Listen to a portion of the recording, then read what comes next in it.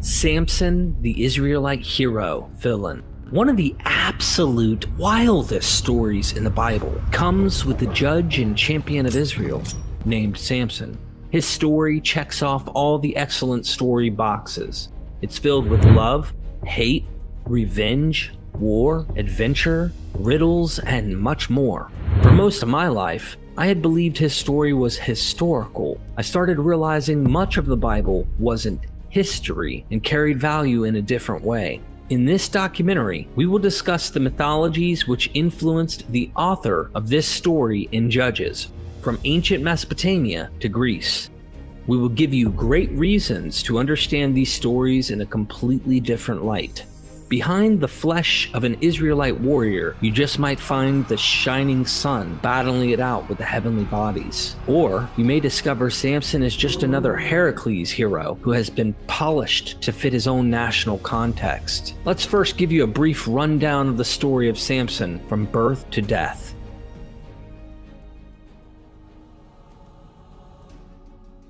The life of the hero, Judges 13 through 16. Samson was born to faithful Manoah from the tribe of Dan and his chosen wife, who was barren. The terrifying angel of the Lord appeared to his wife and told her she would divinely conceive and bear a son who would begin to deliver Israel from the oppression of the Philistines. She was told not to drink wine or eat anything unclean, as her son would be a Nazirite dedicated to God from birth. When Samson was grown, he saw an attractive Philistine woman in Timnah that he wanted to marry. His parents were distressed that he wanted to marry outside of Israel, but he insisted. On the way to Timnah, a young frightening lion attacked Samson. The Spirit of the Lord came upon him, and he tore the lion apart with his bare hands as if it was a young goat. But he did not tell his parents what he had done. Later, when passing by the decomposed lion's carcass, Samson saw a swarm of bees and honey inside it. He scooped out the honey, ate some of it, and gave some to his parents, but did not reveal its source. Samson insisted on marrying Timnah, so at the wedding feast, Samson proposed a clever riddle to his Philistine companions, betting them sets of clothing if they could solve it within 7 days of the feast. Under threat, his new wife pleaded with Samson until he told her the meaning of the riddle. She told the coercive Philistine men, who then were able to answer Samson's clever riddle on the last day. Samson knew these Philistines had cheated him. Furious, Samson traveled to Ashkelon, killed 30 Philistines, took their clothing, and gave it to the companions to pay his debt. In anger, Samson left his wife, and her father gave her to one of the companions instead. To get revenge, Samson captured 300 wild foxes, tied their furry tails together in pairs, attached torches, and let them run through the Philistines' grain fields, vineyards, and olive groves, burning them down. To get revenge, the Philistines fight fire with fire by burning Samson's former wife and her father to death. In retaliation, Samson attacked them again and killed many more Philistines. Later, Samson fell in love with another beautiful, tricky Philistine woman named Delilah in the valley of Sorek. The rich Philistine rulers approached her and offered her 1,100 shekels of silver if she could discover the secret of Samson's strength. After persistently asking him with 3 failed attempts to subdue him, Samson finally told her that his strength came from his uncut hair as a Nazirite. While he was sleeping on the 4th attempt, sneaky Delilah had a servant cut his hair and his strength left him. The Philistines captured him, gouged out his eyes, and brought him to Gaza, where he was bound and made to grind grain in prison. Over time, Samson's hair began to grow again while in prison. The Philistine leaders gathered in the temple of their god Dagon to offer a sacrifice and celebrate their capture of Samson. They brought Samson out to entertain them. Samson asked the servant who was leading him to let him lean against the pillars supporting the temple to rest. Samson prayed to God to strengthen him one last time. He pushed with all his might against the 2 pillars, dislodging them from their bases. This collapsed the temple, killing all the Philistine rulers and thousands more inside. Samson also died, paying the ultimate price to begin delivering Israel from the Philistines.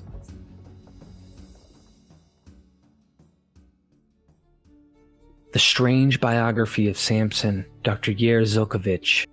The story of Samson in the Bible isn't quite what it seems. Some parts were left out because they didn't quite fit the religious teachings of the time.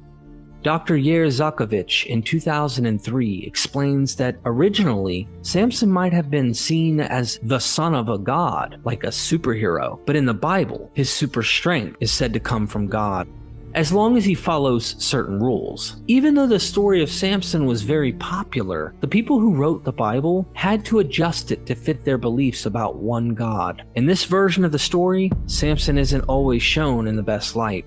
This sets the stage for the Bible to introduce kings as leaders in the next part of the story.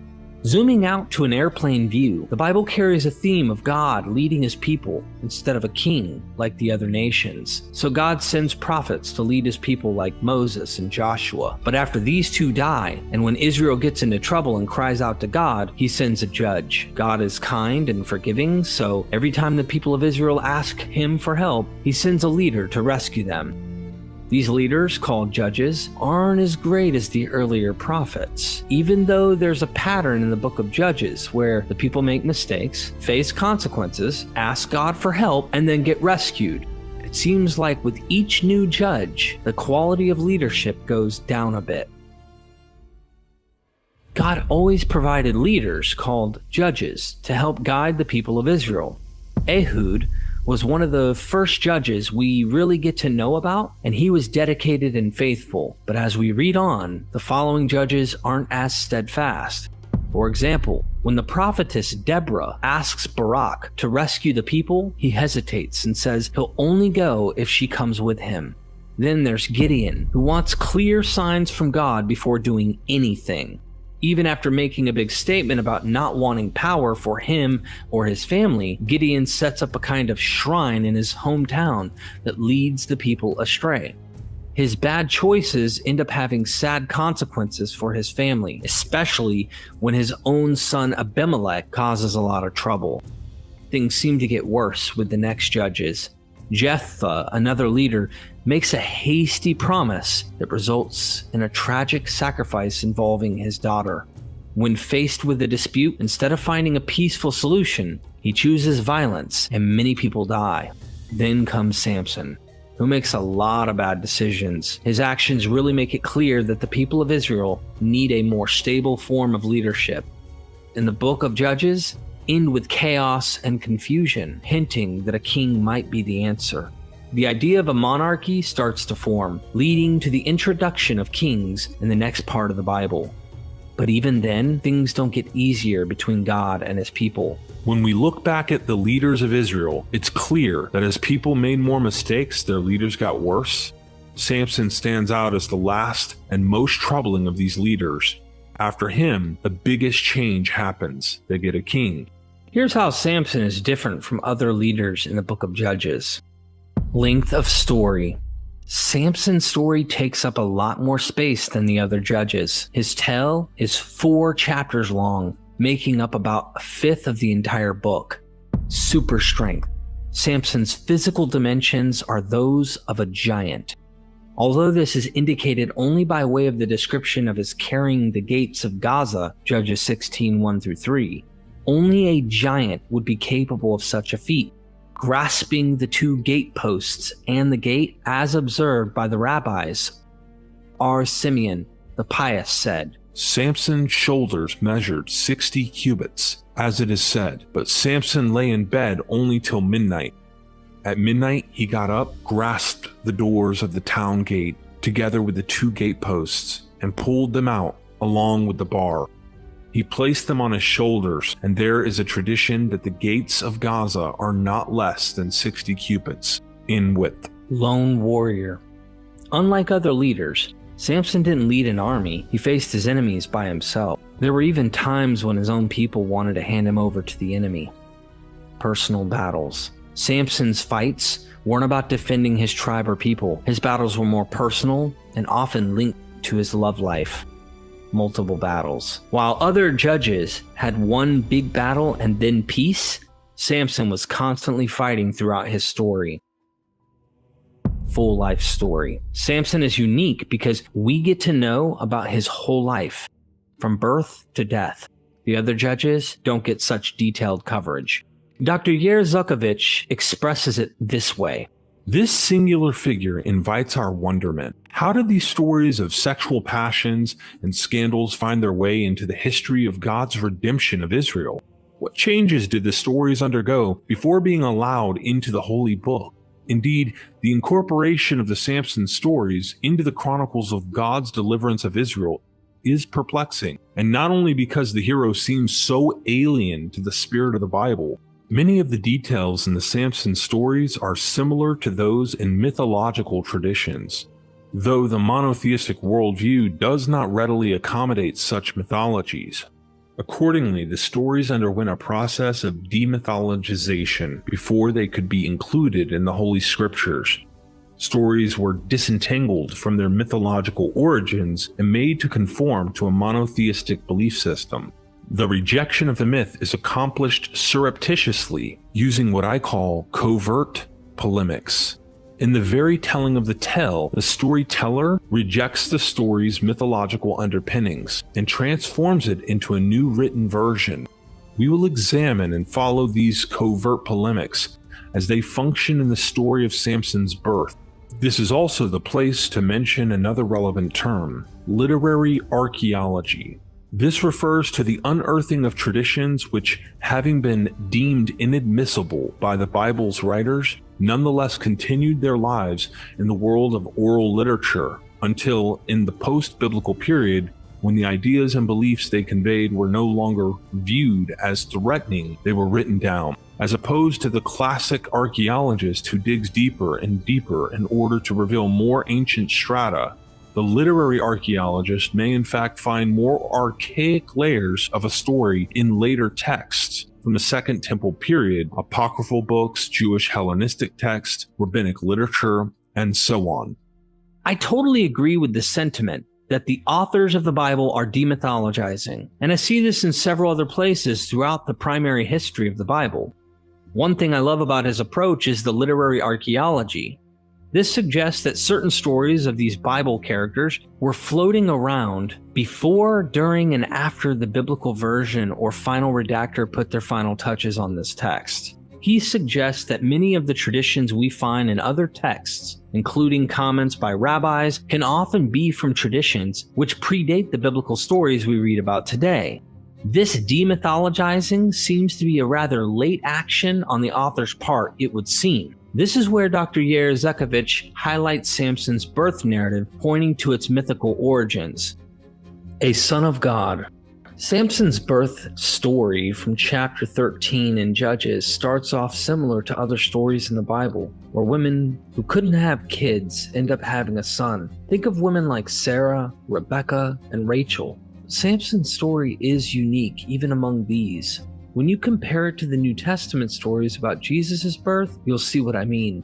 Another interesting birth story is in Genesis 6, 1-4. It's about powerful beings, gods, from the sky who come to earth, have children with human women, and those kids turn out to be giant heroes. This story has a hint of old myths where the children would be like gods, but here they're just really big people with heroic qualities. This Genesis narrative may be jabbing at a tradition such as an Ugaritic story where the god El had sex with mortal women, birthing Shakar and Shalem, who eventually became deities. Within the annals of Greek mythological narratives, a pertinent tale emerges concerning the birth of Heracles, the progeny of Zeus, the preeminent deity. In this narrative, Zeus, journeying to Thebes, encounters Alcmene, Heracles' would-be mother, in the absence of her spouse, Amphitryon, who was engaged in military campaign. Zeus, employing deception by assuming the look of Amphitryon, has sex with Alcmene and subsequently departs. Upon the triumphant return of Amphitryon, he is met with considerable confusion as Alcmene conveys the belief of their prior evening's union. They subsequently also engage in intimate relations. This results in Alcmene birthing twins of different natures, Heracles bearing resemblance to his divine father Zeus, and his sibling, a mere mortal, the offspring of Amphitryon. A notable rendition of Heracles' birth narrative is detailed in Hesiod's The Shield of Heracles, lines 27 to 56.7. Drawing a parallel to biblical narratives, while Heracles ascends to divinity via his birth, conceived from the relationship between a mortal and a deity, the biblical character of Samson presents a stark contrast. Samson's mother, akin to several other matriarchs in biblical accounts, is afflicted with infertility. Consequently, the biblical tales underscore the requirement of divine intervention or miraculous occurrences, diverging from the Greek myth where the deity's motive for intervention emanates from personal passion. In the narrative, Manoah's wife encounters a divine messenger rather than the Lord directly, consistent with the theological understanding that God does not commonly engage directly with humanity. This figure, described as a man of God, with an angelic and intimidating countenance, establishes his credibility through his inexplicable insight into her barrenness. Subsequently, he foretells the birth of Samson. Intriguingly, the narrative reveals traces of mythological elements, evident in the narrative's emphasis on Manoah's wife over Manoah himself. The divine messenger's approach when she is alone, reminiscent of Alcmene's encounter in Greek mythology, is replete with subtexts, particularly when she describes the encounter using phrasing that can imply intimacy. Her solitude is further highlighted during a second encounter in a field, a setting historically associated with sexual activities. Deuteronomy 22:25-26. But if out in the country a man happens to meet a young woman pledged to be married and rapes her, only the man who has done this shall die. Do nothing to the woman. She has committed no sin deserving death. This case is like that of someone who attacks and murders a neighbor. The narrative's construction implies an intentional distancing from a foundational mythological theme, where a divine being produces a heroic child with a mortal. The author in Samson's story is clearly trying to brush the mythological undertones under the rug, but gives them a partial recognition, as is often seen in other biblical stories. As Samson's mother expresses in this scene that an angel came to her, her husband seems to infer that they only spoke. However, the husband wants this man of God to visit her again, which he does. This angel meets her in a field again, but without her husband. So she goes and tells her husband, who then comes and meets the divine one. What is this author up to? Dr. Zakovich rightly points out the intentional ambiguity surrounding the mythological origins of the narrative becomes apparent through the omission of an etymology for Samson's name. This absence seems to be a deliberate effort to disassociate Samson, or Shimshon in Hebrew, from Shemesh, which translates to sun, and by extension, the sun god. The intrinsic correlation between Samson's name and the term for sun was not overlooked by rabbinic scholars, who, recognizing the potential theological implications, proposed their own interpretations to navigate this complexity. R. Johanan also said, Samson was called by the name of the Holy One. Blessed be he, as it is said, for the Lord God is a sun and a shield. Josephus Flavius, firmly situated within the realm of Hellenistic thought and belief systems, recognized the profound implications of the mythological narrative in relation to the birth story. He too grappled with the complexities surrounding the encounter between the angel and Manoah's wife. Look at what Josephus writes. Manoach was more overly, madly enamored of his wife and hence inordinately jealous. Now once when his wife was alone, a specter appeared to her from God, in the likeness of a comely and tall youth, bringing her the good news of the approaching birth of a son through God's good providence, a son goodly and illustrious for strength, by whom on his reaching man's estate the Philistines would be afflicted. And having thus spoken, the visitor departed, having come but to execute God's will. The woman, when her husband arrived, reported that she had heard from the angel, extolling the young man's comeliness and stature in such wise that he, in his jealousy, was driven by these praises to distraction and to conceive the suspicions that such passion arouses. But she, wishing to allay her husband's unreasonable distress, entreated God to send the angel again, that her husband also might see him. And again, by the grace of God, the angel came, while they were in the suburb, and appeared to the woman when parted from her husband. She besought him to stay until she could fetch her husband, and obtaining his absence, went in pursuit of Manoah. But the husband, on beholding the angel, even then did not dissent from his suspicion, and he requested him to repeat to him all that he had revealed to his wife. The angel having declared that it would suffice that it should be made known to her alone, Manoah bade him say who he was, in order that on the birth of the child they might tender him their thanks and make him a present. He replied that he had need of naught, for it was not from want that he had announced this good news of the birth of the child. And though Manoah invited him to stay and partake of hospitality, he consented not. It is clear here that Josephus sees how the idea this divine one may have had sex with Manoah's wife, as all the other mythological stories of divine births have so much overlap to Samson's birth narrative, while other barren women birth narratives are further from these mythical elements.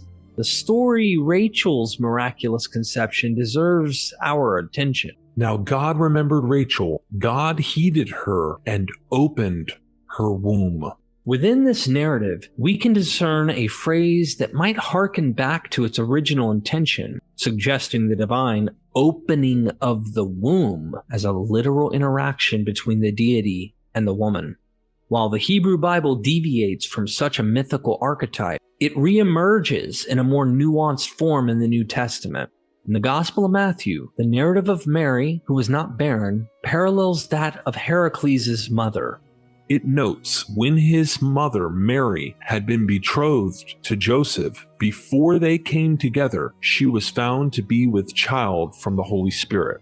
The author, in his judicious rendition, refrains from providing an explicit portrayal of the divine act. Further, the emphasis on Mary's perpetual virginity underscores the absence of physical contact in this divine conception.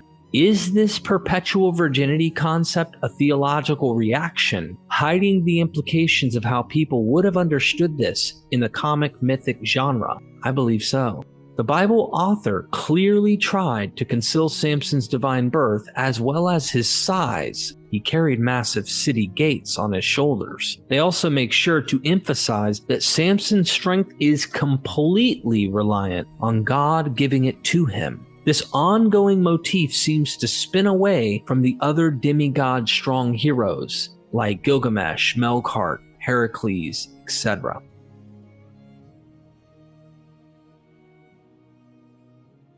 Foreign women, a big no-no.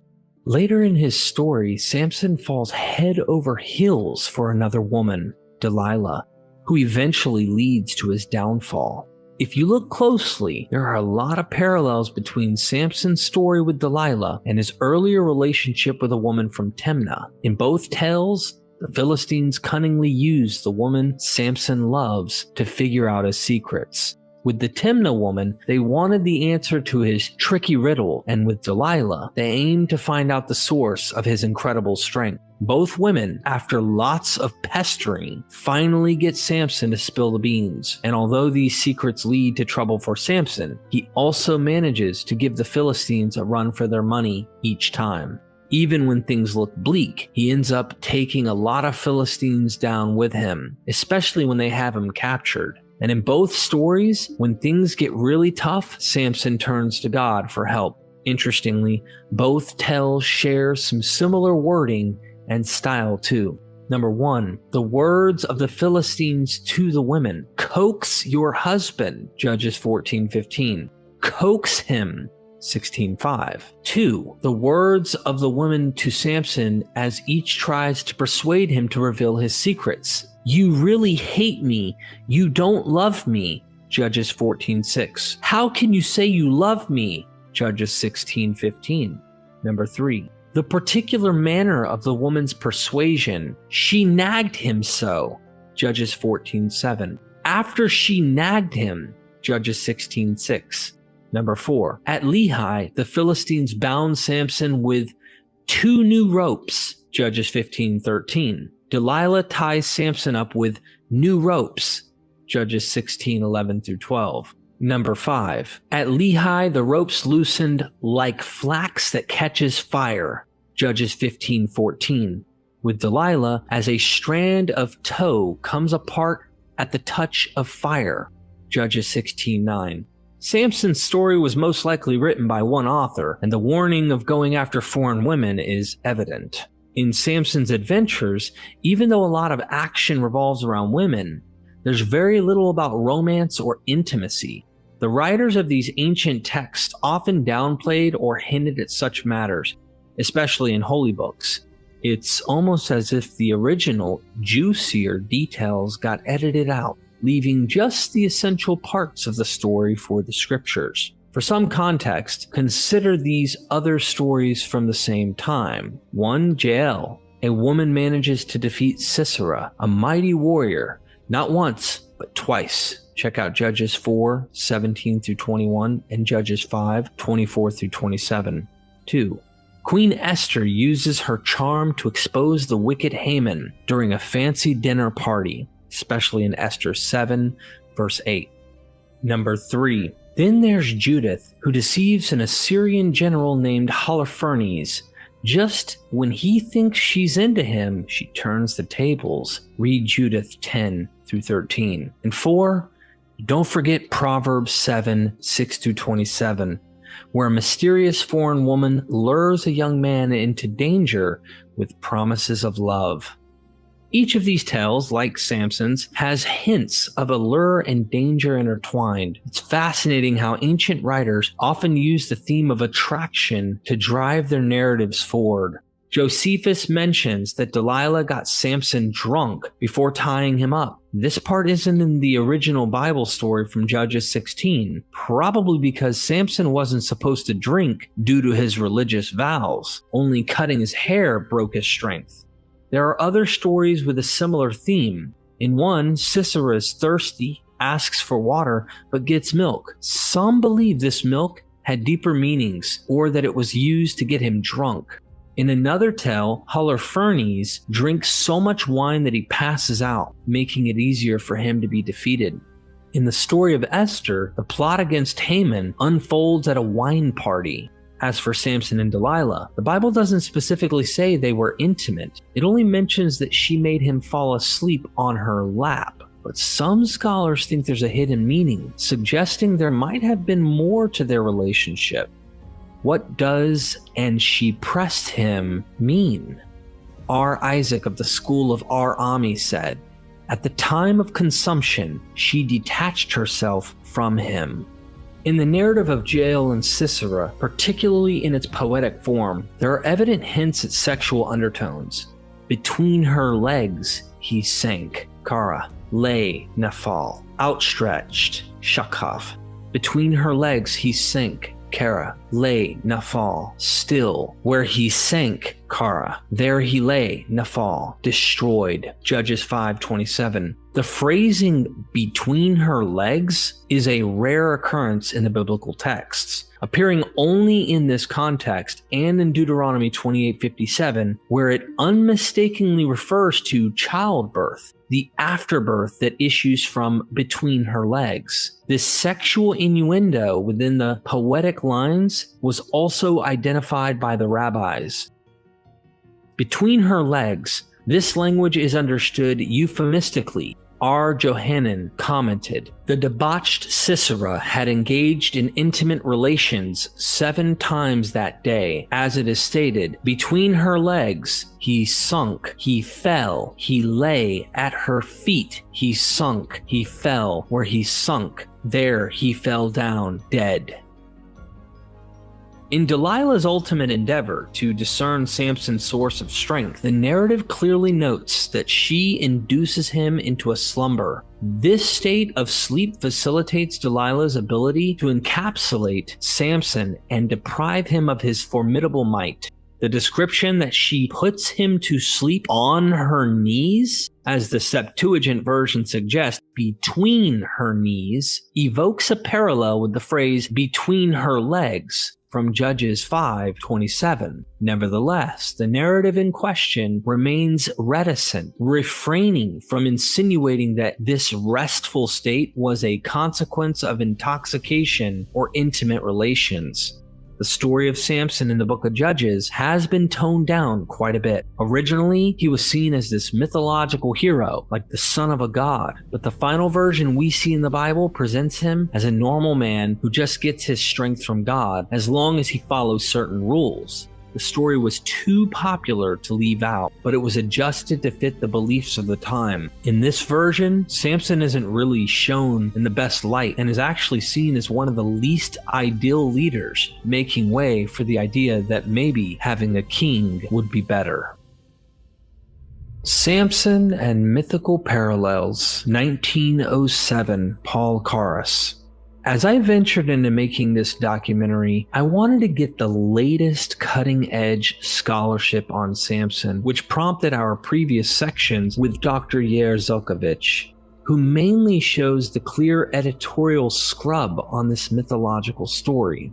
I was encouraged by Dr. Seth L. Sanders to read his article and found great use of it. My research led me down this wild rabbit trail back to a book published from 1907 by Paul Karras. Now, it's safe to say that scholarship has come a long way since this time in various fields, especially philology, as you will see. My question is, did he get more right than wrong about the myth of Samson? Most modern scholars want to focus on the narrative structure of Samson within the biblical corpus and don't do too much comparative mythology. I found this 1907 work fun, and I hope you will too. Here was my takeaway from the research. Dr. Paul Karras insists Samson is neither more nor less than Heracles was to the Greeks, Siegfried to the Germans, Melqart to the Phoenicians, Gilgamesh to the Babylonians, etc. Samson is as much Hebrew as Siegfried is a German and Heracles a Greek. He is a national hero of the tribe of Dan, and the legendary features of the story are way too palpable to make it probable that there are many theologians now living who, after reconsideration of the facts, would still defend its historical character. If you want to really anger someone, I mean really quick, that's really easy. First tell them that Heracles is a spin-off version of the much earlier Semitic Gilgamesh mythology, or Phoenician Melqart, and that the Samson myth is most likely inspired by both the Greek Heracles, Melqart, or Gilgamesh epic for its tale. The claim that the Greek Heracles was a Semitic importation has upset many Greek scholars, but several classicists suggest that Heracles was imported from Semitic roots, most likely from Gilgamesh. It's apparent that the flood myths traveled from the east into the Greek Deucalion stories. The Bible's authors imported the mythical tapestry from probably all three figures. Each myth has created their own genius story. The question of historicity is honestly irrelevant. If there ever was a guy, he is completely lost to us, buried under the layers of legendary literature. According to Dr. Gustav Ruskoff, Samson also has 12 labors. The labors are as follows. 1. He kills a lion with his hands. It is characteristic of Samson as well as of Gilgamesh, the Babylonian solar hero, and also of Heracles, that the lion is slain without the use of any weapon. 2. At his marriage at Timnath, he proposes a riddle and incidentally slays 30 Philistines at Ascalon. 3. He catches 300 foxes and chases them with firebrands through the fields of the Philistines.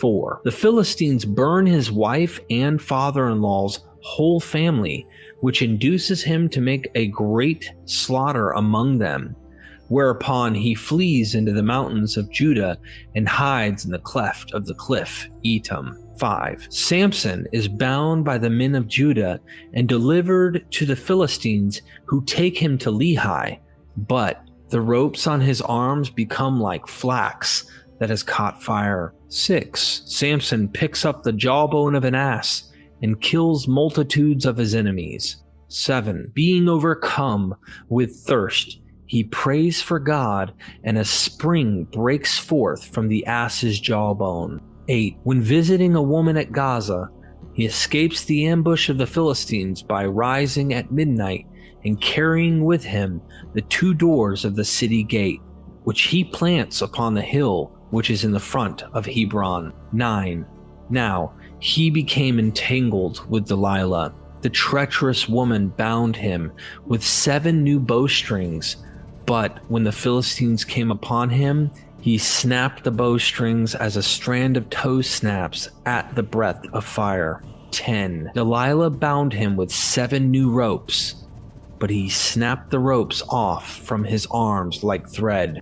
11. Delilah weaves the 7 braids of his hair into the web of her loom, but he pulled up the loom with the web and escaped the 3rd time. 12. Finally, Samson betrays the secret of his strength, and Delilah had the 7 braids of his hair shaved. He was taken prisoner and blinded. But when his hair had grown again, his strength returned and enabled him to break down the 2 pillars of the Dagon temple, by which deed he buried himself with the multitude of his enemies under the ruins of the temple.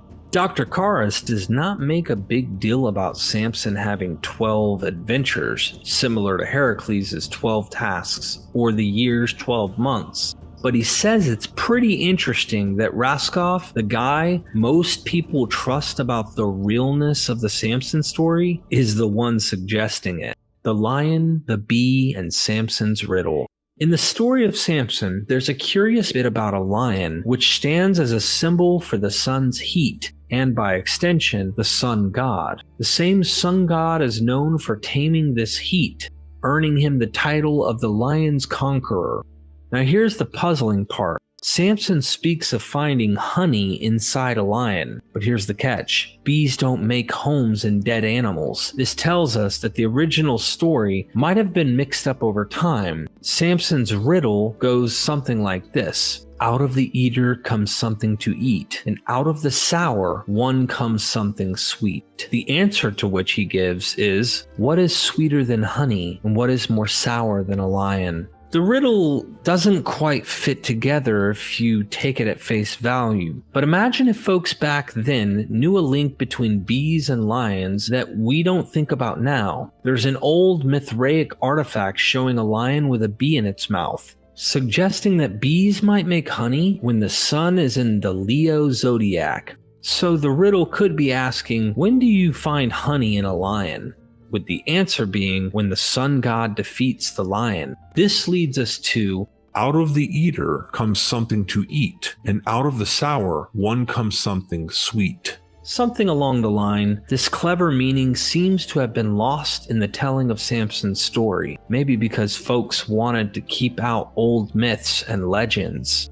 The foxes with firebrands. The narrative of Samson deploying 300 foxes with ignited tails finds an enlightening parallel when juxtaposed against the Roman ceremonial practice observed during the festival of Ceres. This tradition, originally an elite patrician rite, gained such widespread fame that even the plebeians regularly participated as honored guests, notably on the festival's central day, which may be April the 19th. Minor offerings, mostly edible treats such as nuts, were spread among the attendees. Instead of the customary chariot races, the spectacle centered on red foxes with tails on fire racing across the circus. Scholars interpret this act as symbolic of the grain disease termed robigo. as the title resonates with the both red fox and the reddish affliction impacting wheat crops. In Ovid's work, Fasti, Book 4, lines 679 and following, the Roman poet narrates a story from Carcioli, presumably clarifying the origins of the ceremonial act. He recounts a tale of a young lad aged around 12, who after capturing a fox, constantly stealing the owner's hens, wrapped it with hay and straw and lit it on fire. This fox, in its frantic attempt to escape, dashed into the wheat fields, setting them ablaze. As a reactionary measure, a decree was instituted mandating the execution of all captured foxes, an enactment visibly enacted during the Cerealia. Drawing a comparison between Samson's deployment of firebrand foxes and their Roman analogues is not mere serendipity. Instead, it underscores the persistence of an archaic motif prevalent in ancient cultures, albeit obscured or forgotten in various global traditions. Semele, Dido, and the legends of sun heroes' brides. In old myths, it's not rare for sun heroes, think of them as ancient superheroes connected with the sun, to have brides who tragically meet their end in fire. Take Semele, for example. She faced a tragic end when she met Zeus, king of gods. Similarly, when we hear that Samson's wife was burnt with her family, it sounds like a classic mythical tale, even if it doesn't seem like a true story.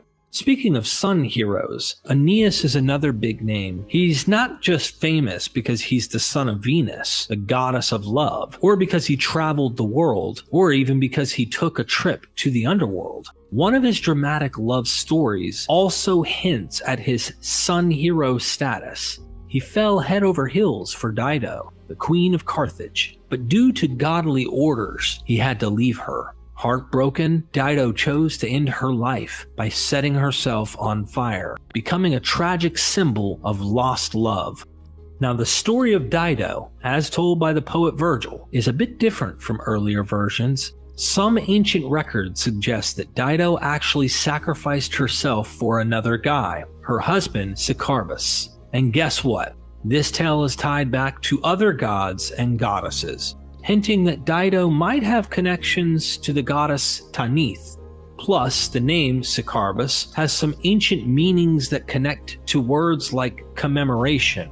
There's a treasure trove of such legends about brides linked to sun heroes. Another story talks about Semiramis. Like many such tales, this myth got mixed with real history, changing its nature. The core idea remains in stories like that of Astarte and Aphrodite, both of whom had tragic tales of love and loss. Samson's great escape. Imagine a superhero who, after a massive victory, decides to hide away instead of celebrating. That's what happened with Samson, a legendary hero. Some scholars like Steinthal noticed that many old heroes such as Apollo and Indra also took off and hid after their big battles. Steinthal believes this hiding act is like a calm after a storm. Imagine two natural powers clashing in the sky, then everything goes silent as one goes into hiding. Now, while Steinthal's theory might sound cool, it doesn't really convince everyone. Some feel it's a bit, I guess you'd say, of a stretch. Looking at Samson's story, he had good reasons to lay low. He had taken out 30 men and caused quite a bit of chaos. Since the Philistines were in charge, they weren't going to let him roam free. They would obviously want to capture this troublemaker. However, there's an exciting pattern here. Many heroes linked to the sun have this hiding phase in their tales. If we dive deep into Samson's story, we could think of his hiding as the sun going behind clouds, especially after a really hot day. It's like the sun hero used up all his fiery arrows in a big battle. The best part, when everyone thinks the sun hero's been defeated, he burst back with a bang. Samson did exactly that. When captured, he grabbed an unlikely weapon, a jawbone, and defeated 1,000 enemies. Quite the superhero move, right? The legendary jawbone. In the story of Samson, there's a bit about him using the jawbone of an ass as a weapon. Some folks think a particular hill was named after this jawbone incident, the Hill of the Jawbone. The story tells us that Samson dropped this jawbone weapon here. There's a cool fact. There's a place in Greece at the southern tip of Laconia that's called Ass's Jawbone in Greek. An ancient geographer named Strabo mentioned it. Maybe some old hero over there did something similar to Samson, but their story got lost over time. Now, back in the day, before people had horses as pets, they often used the jawbones of asses as weapons. Before fancy swords were made of metal, it seems like this jawbone design was popular. There's a theory that old sickle swords might have been inspired by this design. Marduk and Perseus, ancient dragon-fighting heroes, seem to have weapons resembling a jawbone. In fact, there's an old image showing Marduk ready to take on Tiamat, a dragon, with a sword shaped like a sickle hanging behind him. In an ancient text about the creation, it says, "He made ready a bow, prepared it for a weapon. He armed himself with the falchion, attaching it to his belt. He took the god weapon, his right hand seizing it. Bow and quiver he hung at his side. He caused a lightning flash to precede him, whose interior he filled with shooting flames." If you look at old pictures of a god named Sylvanus, you'll notice he's shown with a sickle that looks like a jawbone. As time went on, these designs changed to look more like modern sickles. There's another old god, Kronos, who's also seen holding something that looks a lot like the jawbone of an ass. All these clues might suggest that the story of Samson and his unique weapon has deeper, more ancient roots than we thought. Based on the provided data, there exist a plausible hypotheses suggesting that for certain ancient cultures, the weapon of the sun god was represented by an ass's jawbone. This symbol subsequently may correlate with the emblematic representation of the thunderbolt. This interpretation is corroborated further by an important detail in the narrative, linking the jawbone with the outpouring of waters. If one proceeds with the argument that the jawbone symbolizes the thunderbolt, it logically follows that its employment would be succeeded by rain. This notion finds artistic resonance in the work of Guido Reni. In his depiction of Samson quenching his thirst, Reni represents the water as emanating from above, with Samson elevating the jawbone overhead. The biblical narrative describes Samson's impassioned supplication, which, given its poetic cadence, could potentially be exacted from a preceding rendition. It can be postulated that in its archaic interpretation, this prayer was perceived not as a mere religious petition, as understood in contemporary times, but as an incantation of mystical properties. In the localization of the legend, a specific spring in the cavity of the rock of the jawbone has been designated as the source from which water emerged in response to Samson's invocation. Historical references, such as the account by Diodorus Siculus, Book 4:22, confirms such occurrences. Siculus narrates that as Heracles traveling from Pelurius to Eryx, nymphs facilitated the emergence of the warm springs, Hemiria and Aegistia, because he was so thirsty. Before delving further, it's imperative to underscore a linguistic nuance in Samson's victory proclamation. The term Camor dually signifies ass and heap. His triumphant exclamation is articulated as, "With the jawbone of the Camor, ass, a Camor, heap, 2 Camors, heaps, with the jawbone of the Camor, ass, I slew 1,000 men." In a nuanced rendition in the Polychrome Bible, Professor G.F. Moore adeptly translates the passage.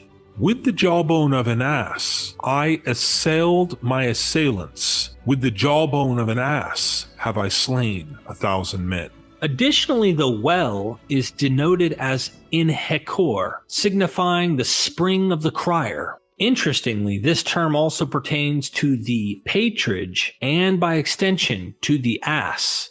The ass's distinct braying has traditionally been ascribed prophetic connotations in folklore, a belief that subsequently extended to the neighing of the horse. This association gains historical credence, recalling Herodotus's account where Darius's kingship is attributed to his horse's neighing. Biblical traditions such as Balaam's prophetic she-ass and extant traditions further suggest that both Yahweh and the war god Seth of the Semitic incursions in Lower Egypt were portrayed with the visage of an ass. An archaeological find within the confines of the historic Caesarean palace on Mount Palatine has unveiled a compelling illustration portraying a deity with the head of an ass crucified. This artwork, which bears the inscription of Alexmenos, has been traditionally dubbed the spot crucifix, derived from the German term spotten, meaning to scoff. This has led many to postulate that it was a mocking gesture directed at Alexmenos. However, when considered alongside leaden tablets that showcase similar ass-headed divine representations, and bear incantations and maledictions, a different interpretation emerges. This spot crucifix could potentially depict the religious beliefs of the syncretic pagan Christian sect known as the Sethites. Tacitus in Histories 5:4 suggests that Jews venerated the ass. Furthermore, Epiphanius cites the genealogy of Mary, where the deity of the Jews is characterized as ass-headed, not in mockery, but as an actual representation. Professor W. Robertson Smith offers a comprehensive analysis regarding the significance of the ass within Semitic rituals. The consumption of wild ass meat was a practice among the Arabs and likely bore religious significance, especially since its consumption was prescribed by Simeon the Stylite for his followers. In contrast, the Heracles viewed the ass as a taboo food source, kin to the swine and dog. Despite this, no evidence indicates the ass's ritualistic sacrifice or consumption. When one Semitic faction prohibits its consumption, while another deems it religiously symbolic, it strongly insinuates the ass's ancient sanctity. A clear instance of ass sacrifice is observed in the Egyptian Typhon, Set or Sutek worship, predominant among Semitic Egyptians. While scholars remain ambivalent about Set's Semitic origins, the ass is undoubtedly Typhonic. Religious rites in Coptus involved the ritualistic sacrifice of asses by hurling them off cliffs, whereas Lycopolis stamped sacrificial cakes with an ass motif during certain annual festivals, referenced in Plutarch. Smith further elucidates. The Semitic clan name Hamor, translating to he-ass, prevalent among the Canaanites of Shechem, strengthens the proposition of the ass's sacred stature among certain Semitic groups. Myths surrounding Jewish ass veneration, as detailed by Melqart and Heracles, likely emerged from a conflation between Jewish practices and those of their pagan contemporaries. In Greco-Roman mythology, Dionysus, often depicted in ancient artwork and reliefs, is shown amid his jovial entourage riding a donkey. A parallel can be drawn with Christ's iconic entrance into Jerusalem. In medieval Christian practices in southern France, the ass was held in high esteem, culminating in a unique mass where congregates would mimic ass braying instead of the conventional Amen. The ceremony concluded with a hymn commencing with Orientis partibus adventavit asinus. The Latin phrase Orientis partibus adventavit asinus can be translated to English as, and forgive me if my Latin is wrong here, trying to understand this word. From the eastern regions, the donkey has come. This line is from a medieval Latin song that celebrates the donkey, as it's often referred to as the Song of the Ass. Multiple ancient sketches exist, showcasing deities with the head of a donkey. As per Plutarch, the ass or the crier held sacred connotations to Seth, predominantly due to the reddish hue often seen in its oriental variants.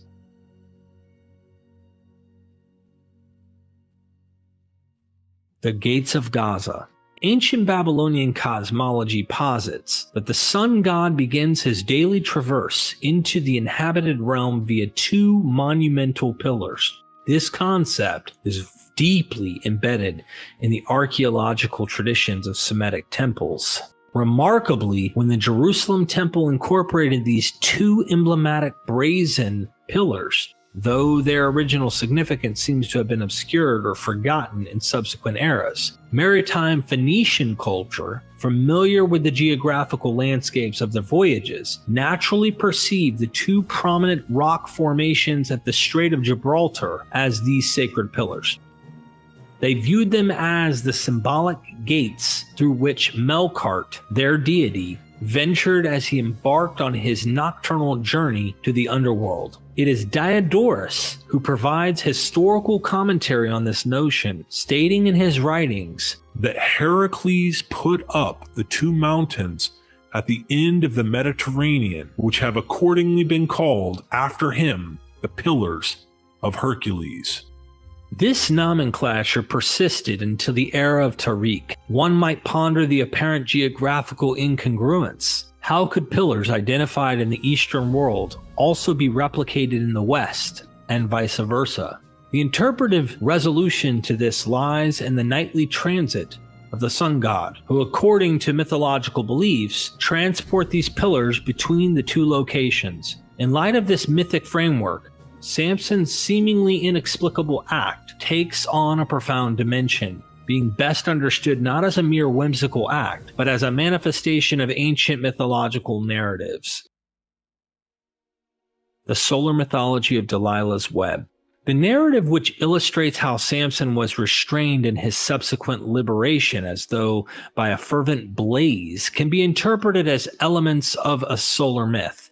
During winter, nature remains ensnared in ice, but as spring approaches, these shackles dissolve. This cyclical entrapment occurs again as winter's grip intensifies during the autumnal season. It is evident that the heroic figure, in this case Samson, escapes thrice before being irrevocably shackled. Upon Delilah's attempt to constrain her beloved, Samson revealed to her, "If the 7 plates of my mane were interwoven within the fabric and solidified with the pin, I would be rendered powerless." Though Delilah implemented this technique, Samson effortlessly extricated the entire loom and its fabric. Further observation indicates that the fabric, likely emblematic of Delilah's attempt, was dismantled and dispersed across the landscape. Recognizing Delilah and Samson as emblematic figures, and the strands of her loom symbolizing sun rays, the overarching connotation of the web becomes apparent. It represents the autumnal gossamer. This gossamer, occasionally referred to as Mary's thread, retains a somewhat nebulous origin, but it is believed to associate with the fabric of a prehistoric deity or fairy. The appearance of gossamer across terrains is an omen of impending winter. This signifies the sun's deity's final ensnarement, which he shatters. Soon after, the sorceress, representing the seasonal shift, would divest him of his radiant locks, thereby depleting his vigor. The story behind Samson's hair. Samson's loss of strength reveals a deeper symbolism, hinting at his connection to the sun. Just as Samson's hair is central to his power, the sun's rays can be thought of as the sun god's hair. In ancient texts like those of Homer, the sun god Apollo is described as having unshorn hair, a phrase which in Hebrew could be related to the term Nazir. Interestingly, Samson's hair is styled into 7 braids, reminiscent of how the sun god is depicted in some ancient artwork, like the Mithraic monuments, where the sun has 7 rays. These 7 rays might represent the influence of 7 planetary gods. The crux of Samson's story is when he loses his strength because Delilah cuts his hair. Delilah's name itself hints at a role. It can be translated as the one who weakens or drains strength. As the story progresses, Samson, symbolic of the sun, loses his sight, or light, and meets his end between two pillars in Gaza, which can be seen as the sun's setting, given Gaza's western position in the mentioned geography. The legend of the single eye. The German god Woden is famously depicted with just one eye, reflecting the single sun shining in our sky. There's an intriguing tale in Teutonic myths, which says that Woden traded his other eye to Mimer, the water god. This traded eye symbolizes the sun's reflections shimmering on the water's surface. Now, looking at another tale, when Samson in his dying moments speaks of seeking revenge for one of my two eyes against the Philistines, it gets interesting. Some versions of the story have translated it simply as for my two eyes, and interpretations like the one of Professor Moore in the Polychrome Bible suggest Samson implies his revenge can't fully compensate for his loss. However, we think the original tale had more depth and hinted at Samson being one-eyed, similar to Woden. His heartfelt plea seems to draw from ancient stories, echoing old-world traditions. Adonai Yahweh, remember me, and give me strength once more, Elohim, to take revenge for one of my two eyes on the Philistines. The passion and the unique rhyming in this poem are quite a rare find in Hebrew literary works. Samson's final act. Like the famous heroes Heracles and Melqart, Samson's end came by his own hands. Seen as a noble sacrifice, he willingly brought down the temple of Dagon, aiming to take down many of his people's tormentors along with him.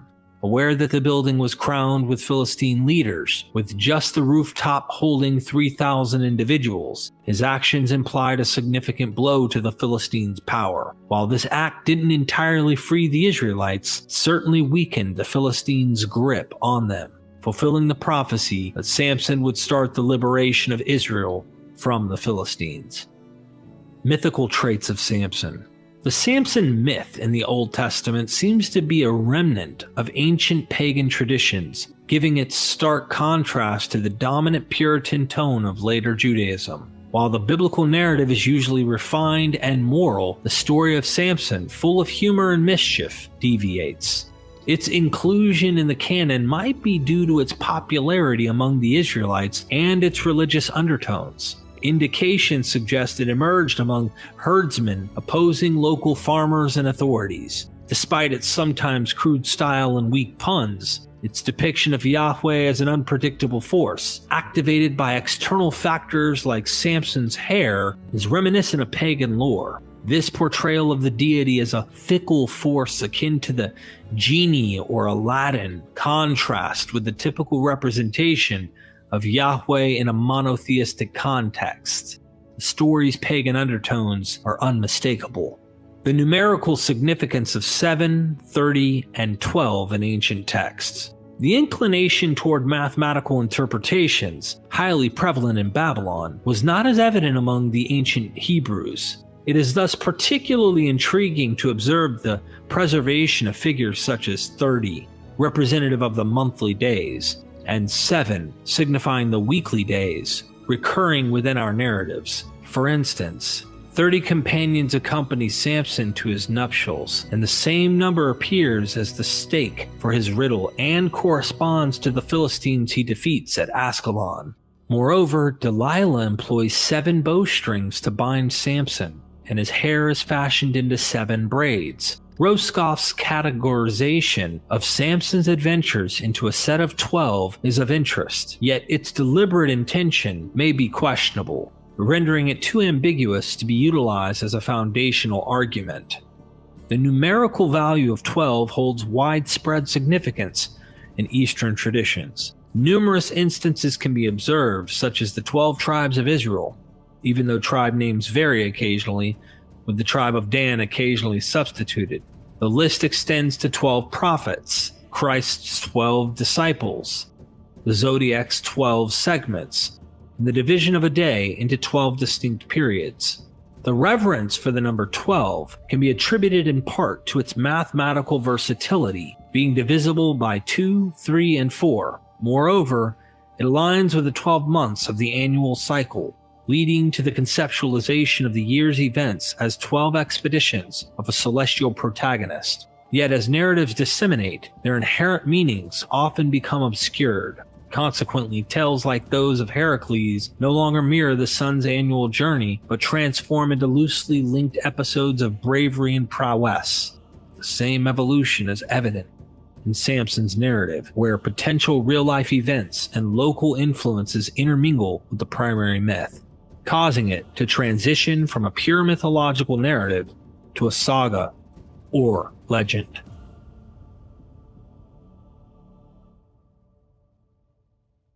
The symbolism of the lion and dragon in heroic narratives. In the renowned 12 labors of Heracles, one task involves the slaying of a lion. This act is emblematic of many Semitic solar heroes. It is particularly noteworthy that figures such as the Tyrian Melqart and the Babylonian Gilgamesh are depicted splitting a lion in half and vanquishing it weaponless, using only their hands, similar to the depiction of Samson in biblical accounts. In Greek depictions, the lion's pelt becomes a distinguishing attire for Heracles. Solar heroes from northern traditions often combat a creature or dragon, representing marshlands and mists. This motif is evident in legends like Beowulf, the tale of Siegfried, and Thor's battle with the serpent Jormungandr. However, the Samson narrative lacks this dragon combat, suggesting its antiquity. This absence also insinuates that the Samson tale remains unadulterated by Aryan influences, preserving its Semitic essence. The Greek iteration of Heracles could either stem from an Aryan solar hero, akin to Siegfried, later infused with Semitic traits, or he might have been a Semitic solar hero subsequently adapted to Greek culture. Each of these solar champions becomes emblematic of their respective cultures, while Samson personified early and prehistoric Hebrew culture, contrasting the more refined later Judaic epochs. Heracles emerges as a quintessential Greek hero. The narrative of Samson, deeply embedded in Israelite culture, either originated within the community or was introduced at an ancient juncture. Given its age, any association with Babylonian myths would have been obscured over time. A fascinating distinction arises when comparing the expansive deeds of Heracles, a hero of a more globalized society seen as a universal savior, with the localized exploits of Samson. The latter is perceived as a liberator solely of the tribe of Dan, with all his significant actions limited to the tribe's geographical confines from his birth in Zorah to his demise in Gaza. Idzubar, Gilgamesh, the Helper. It remains uncertain if the Israelites ever venerated Samson as a demigod, guardian against adversaries and calamities. Our primary source is a narrative presented in the Book of Judges, as other potential evidence has been lost to history. Gilgamesh, akin to the Greek hero Heracles, is revered as a beacon of support during hardships. One fragment, enumerated as number 1371 by Smith and featured by Hopt in his Nimrod epos, encapsulates a prayer to Gilgamesh, portraying him as an aid to the sun god. In times of illness, his name was invoked for healing. The fragment depicts a patient seeking a priest's intervention, invoking Gilgamesh, the esteemed judge, to whom the sun god has entrusted the scepter and decision.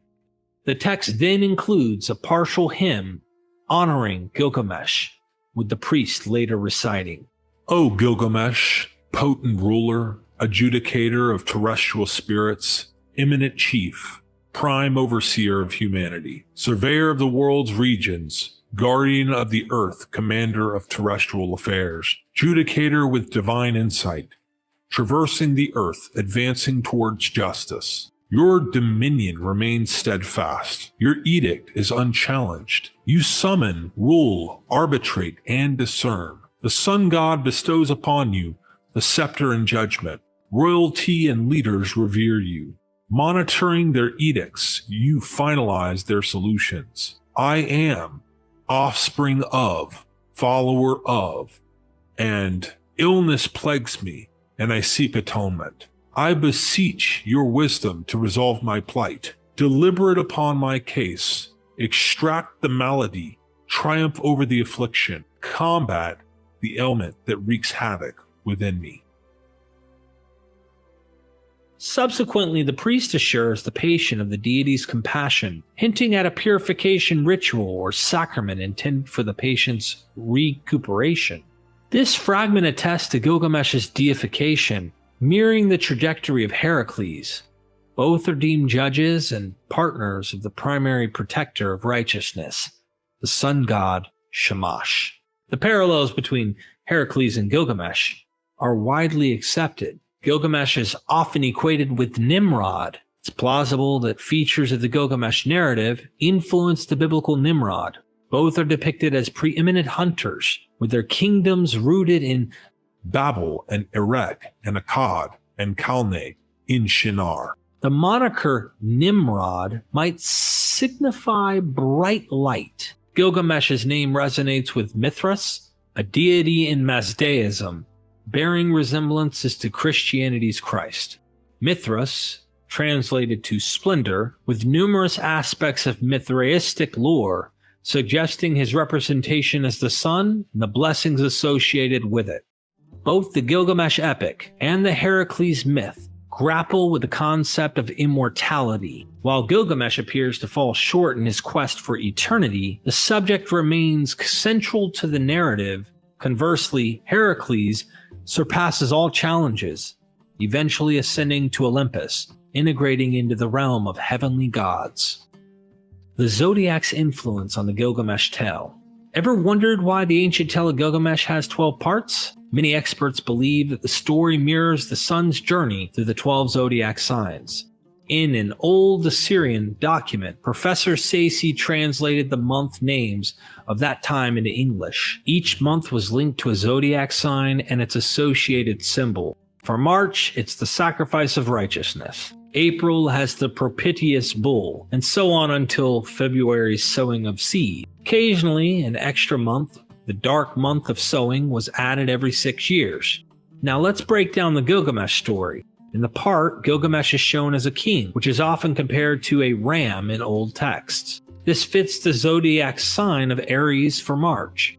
Some ancient records even describe March as the sacrifice of righteousness, implying a ram offered as a sacrifice, much like how ancient Babylonians and Jews had significant offerings during this time. You can see the image right now showing you kind of an example of each month connecting to a zodiac. In the story's second part, a character named Enkidu, depicted as a walking bull, represents Taurus for April. The third part portrays the strong bond between Gilgamesh and Enkidu, symbolizing the twins, or Gemini, for May.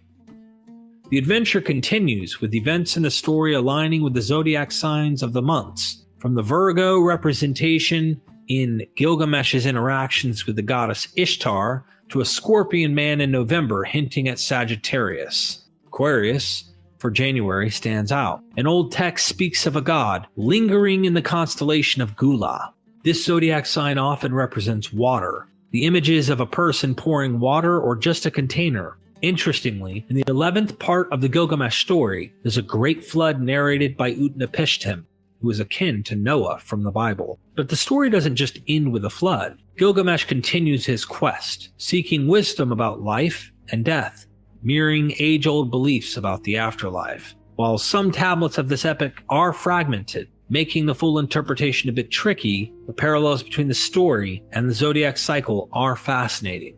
The Gilgamesh tale not only entertains, but also offers a glimpse into ancient views on the cosmos and our place in it. Immortality. Samson, Heracles, and Gilgamesh. Each hero's myths tell us about ancient beliefs on life and death, but with some stark differences. Starting with Samson, his story stands apart from the other two. While many heroes in ancient myths venture into the underworld and return, Samson's tale ends with his demise. Heracles and Gilgamesh, on the other hand, share a similar thirst for immortality. Both go to great lengths in their respective quests. For instance, Gilgamesh, mourning the death of his close friend Enkidu, embarks on a journey to a place where no one returns. He's stopped at the coast by the Queen of the Sea, who tells him that only the sun god Shamash has ever sailed across the vast ocean. But Gilgamesh doesn't give up. With the help of a boatman named Ered Ea, he reaches the Isles of the Blessed. There, he communicates with Enkidu, who offers insights into the afterlife. He warns that some truths might be too unsettling, but assures Gilgamesh that souls receiving proper burial rites rest peacefully. Gilgamesh's journey further leads him to discover a life-renewing plant, though he unfortunately loses it to a serpent. Similarly, Heracles faces his share of challenges in his search for the life-giving apples of Hesperides. He needs to cross a vast ocean. With the sun god's favor lending him a boat, Heracles completes his quest. The endgame? After their adventures, both Gilgamesh and Heracles attain godlike statuses. But unlike them, Samson's story ends with his earthly life. In essence, these age-old tales reflect humanity's ageless quest for understanding life, death, and the potential of the hereafter. Dr. Paul goes into several other areas of mythical comparison. This was all published in 1907, and our philology has come a long way in understanding the names of characters. Much of what he said is thought-provoking, and I'm not really certain all of the connections he makes are certain, or if they're coincidental. But it really is cool to go back in time a little and hear what some scholars thought when it came to Samson. Dr. Karras goes on to explain how he sees Samson's story was cleaned up by a later scribe. They removed his resurrection scene. Samson is another solar deity who should always have a resurrection or ascension to the heavens as the sun always returns. He covers the descent of Dionysus to the underworld, the Phoenician Melqart, Osiris, Siegfried, the German hero, Buddha, Jesus as one who enters the temple which would be destroyed as Samson destroyed the temple of Dagon, and how both Samson and Jesus were made spectacle by their enemies. And of course he compares Samson and Heracles in more depth. Many of the statements he makes for the extremely ancient aspects of the Samson myth, I find personally, Derek Lambert on Myth Vision, could easily be reasoned to actually have come after the more mythical counterparts. The further back we look pertaining to the myths, there was far less rationalizing of the stories. While there probably was a much more mythical version of Samson, the story we see in our Bibles tends to give off a very euhemerized flavor. This tends to make me see a late Persian, early Hellenistic period for its final version. However, I want to take us into the future because you might be surprised to find that experts in the field actually see excellent reasons to compare Samson to Heracles. In fact, these two characters are so closely comparable that it would seem a bit ridiculous not to think one is influencing the other. Biblical literalists who demand Samson is historical still need to face the monsters of Melqart and Gilgamesh. But for this documentary, I suggest that the author of Samson took notes from the Greek Heracles, even if Heracles was initially a Semitic import of Gilgamesh into the Greek culture. The Legends of Samson Heracles, 1987. Now I turn to Dr. Othniel Margolith's work on Samson, which compares Heracles and Samson in depth. Let's dive in, my friends. Heroic submission to female power. Many scholars have drawn attention to the thematic parallels between Heracles' subjugation by Deianira and Samson's entrapment by Delilah. Nonetheless, a closer scrutiny reveals that this association may be more superficial than profound. overlooking the intrinsic dynamics of each narrative. In the biblical context, Delilah emerges as a conniving figure, profiting from her deceit. Contrastingly, Deianira is portrayed as an unwitting agent of tragedy, whose inadvertent actions spring from the genuine affection and culminate in her tragic self-destruction. A more appropriate parallel for Delilah might be figures such as Scylla or Cometho. A recurring theme across mythologies is the hero's diminishment or emasculation due to female machinations. Another episode from Heracles' life illustrates this. His subordination under Queen Omphale. Similarly, Samson's dalliance with Delilah leads to a symbolic representation of his power being constrained, as suggested by the biblical verse, "Awaked out of his sleep and went away with the pin of the beam and with the web." Judges 16:13-14. Such imagery resonates with the societal perceptions of weaving as a feminine domain, Penelope in Greek mythology, and underscores the hero's demeaning position.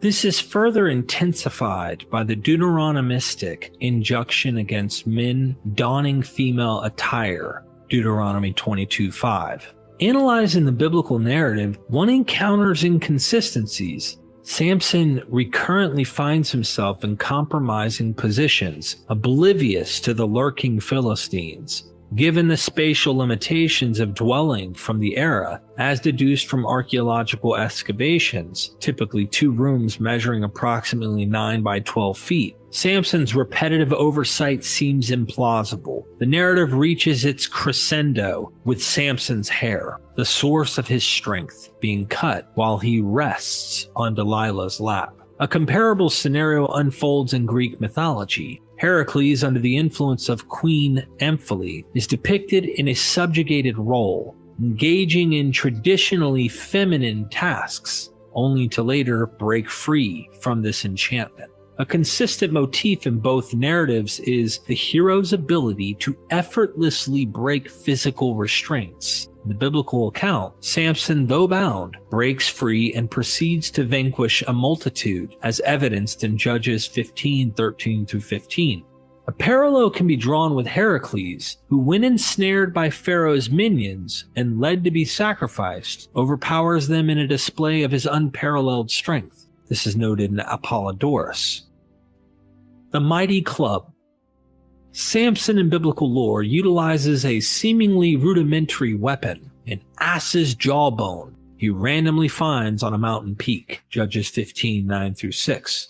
The narrative emphasizes the spontaneous choice of this tool, much like how Heracles from Greek mythology transforms an olive sapling into a formidable weapon.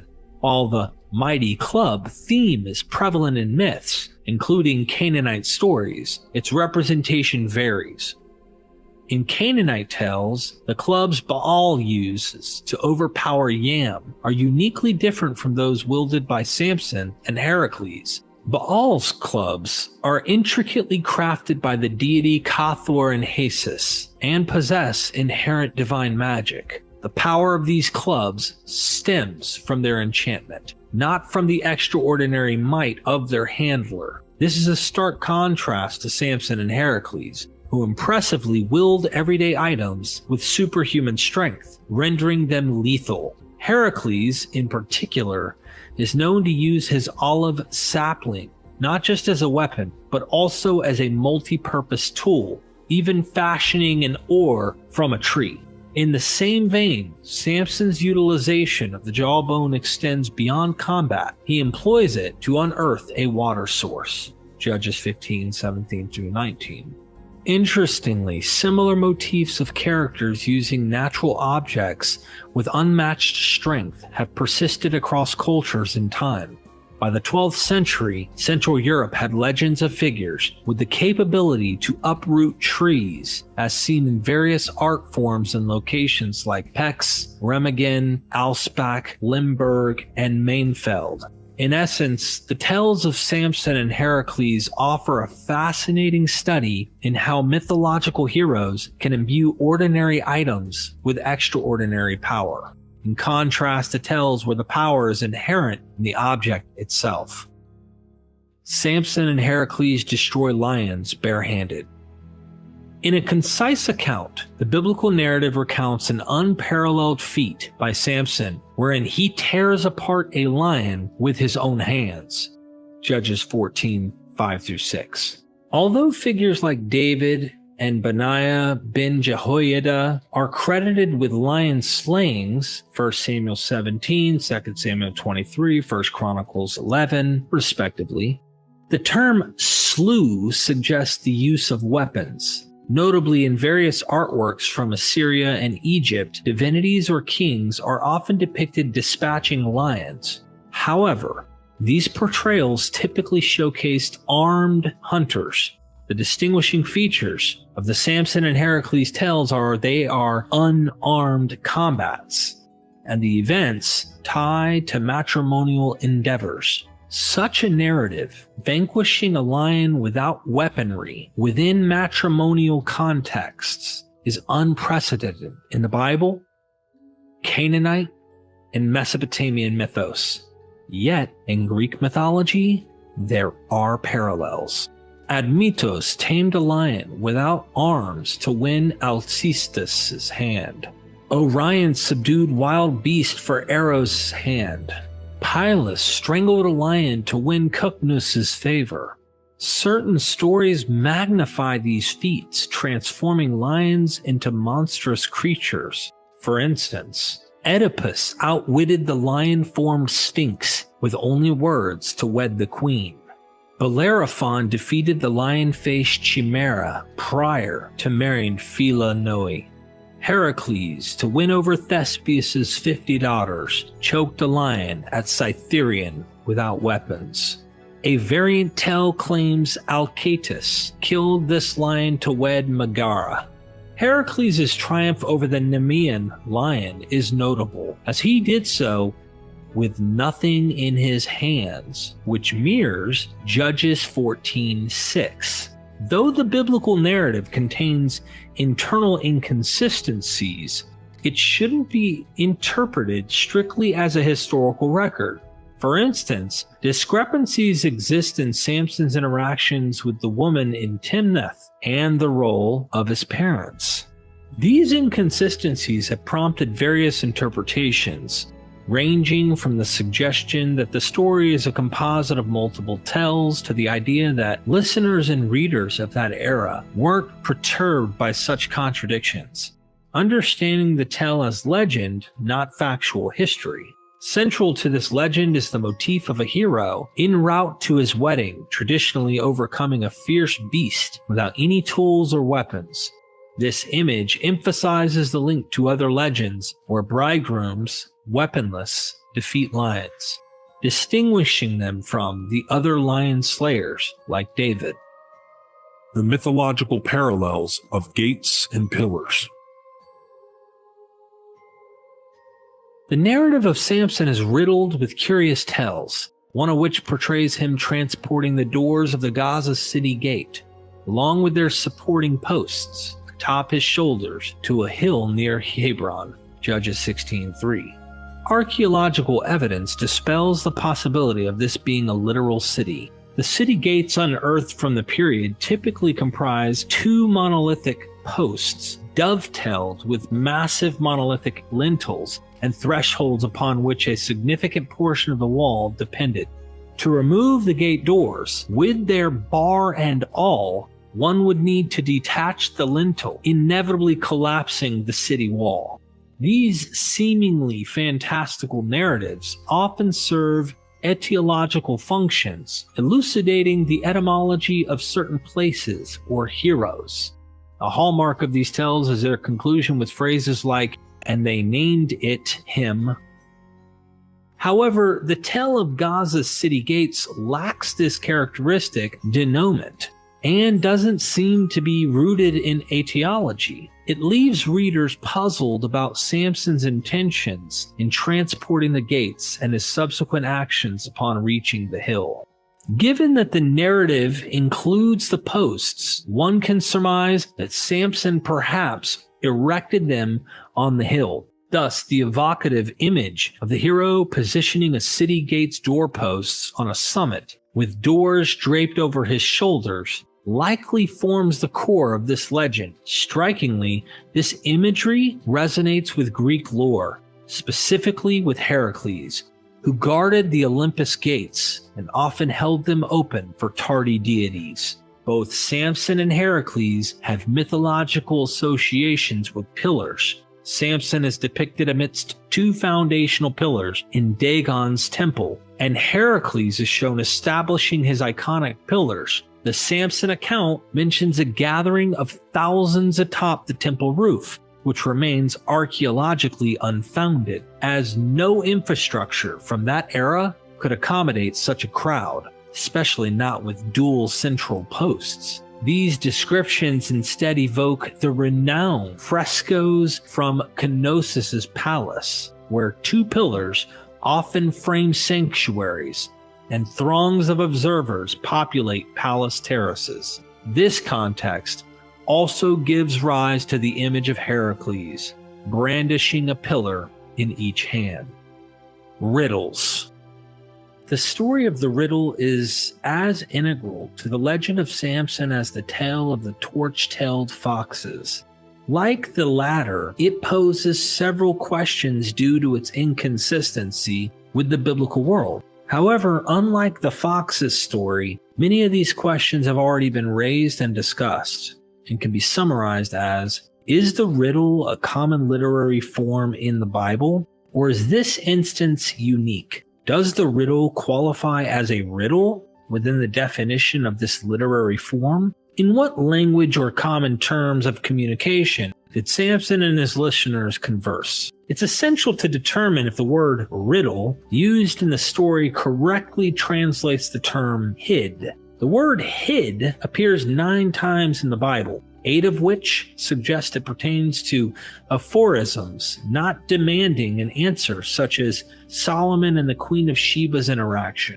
Various references in Habakkuk, Psalms, Proverbs, Daniel, and Numbers.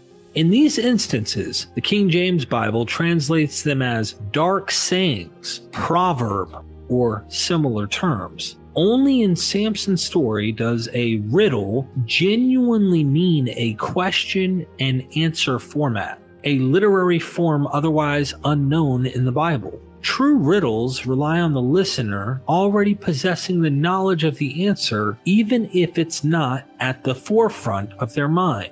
An inquiry outside the listener's knowledge isn't a riddle, as guessing its meaning or answer is impossible. Samson's riddle's answer was bees hive in a lion's carcass and produce honey, a concept frequently disputed as bees don't typically reside in carcasses. While some argue this might have been a one-time event, others assert that the riddle wasn't solvable without knowing specific circumstances. Additionally, some interpretations and translations around carcasses and insects have been debunked. Thus, in its presented form, Samson's riddle doesn't fit the traditional understanding of a riddle. Attempts have been made to explain this paradox by discarding the concept of riddle and interpreting the story as part of the mythological cycle related to a sun hero. This cycle can be traced back to ancient mythology. The classical myth, most frequently referenced in relation to Samson's bees hiving in a lion's carcass, is the tale by Virgil concerning Aristeus, the son of the nymph Cyrene by Apollo.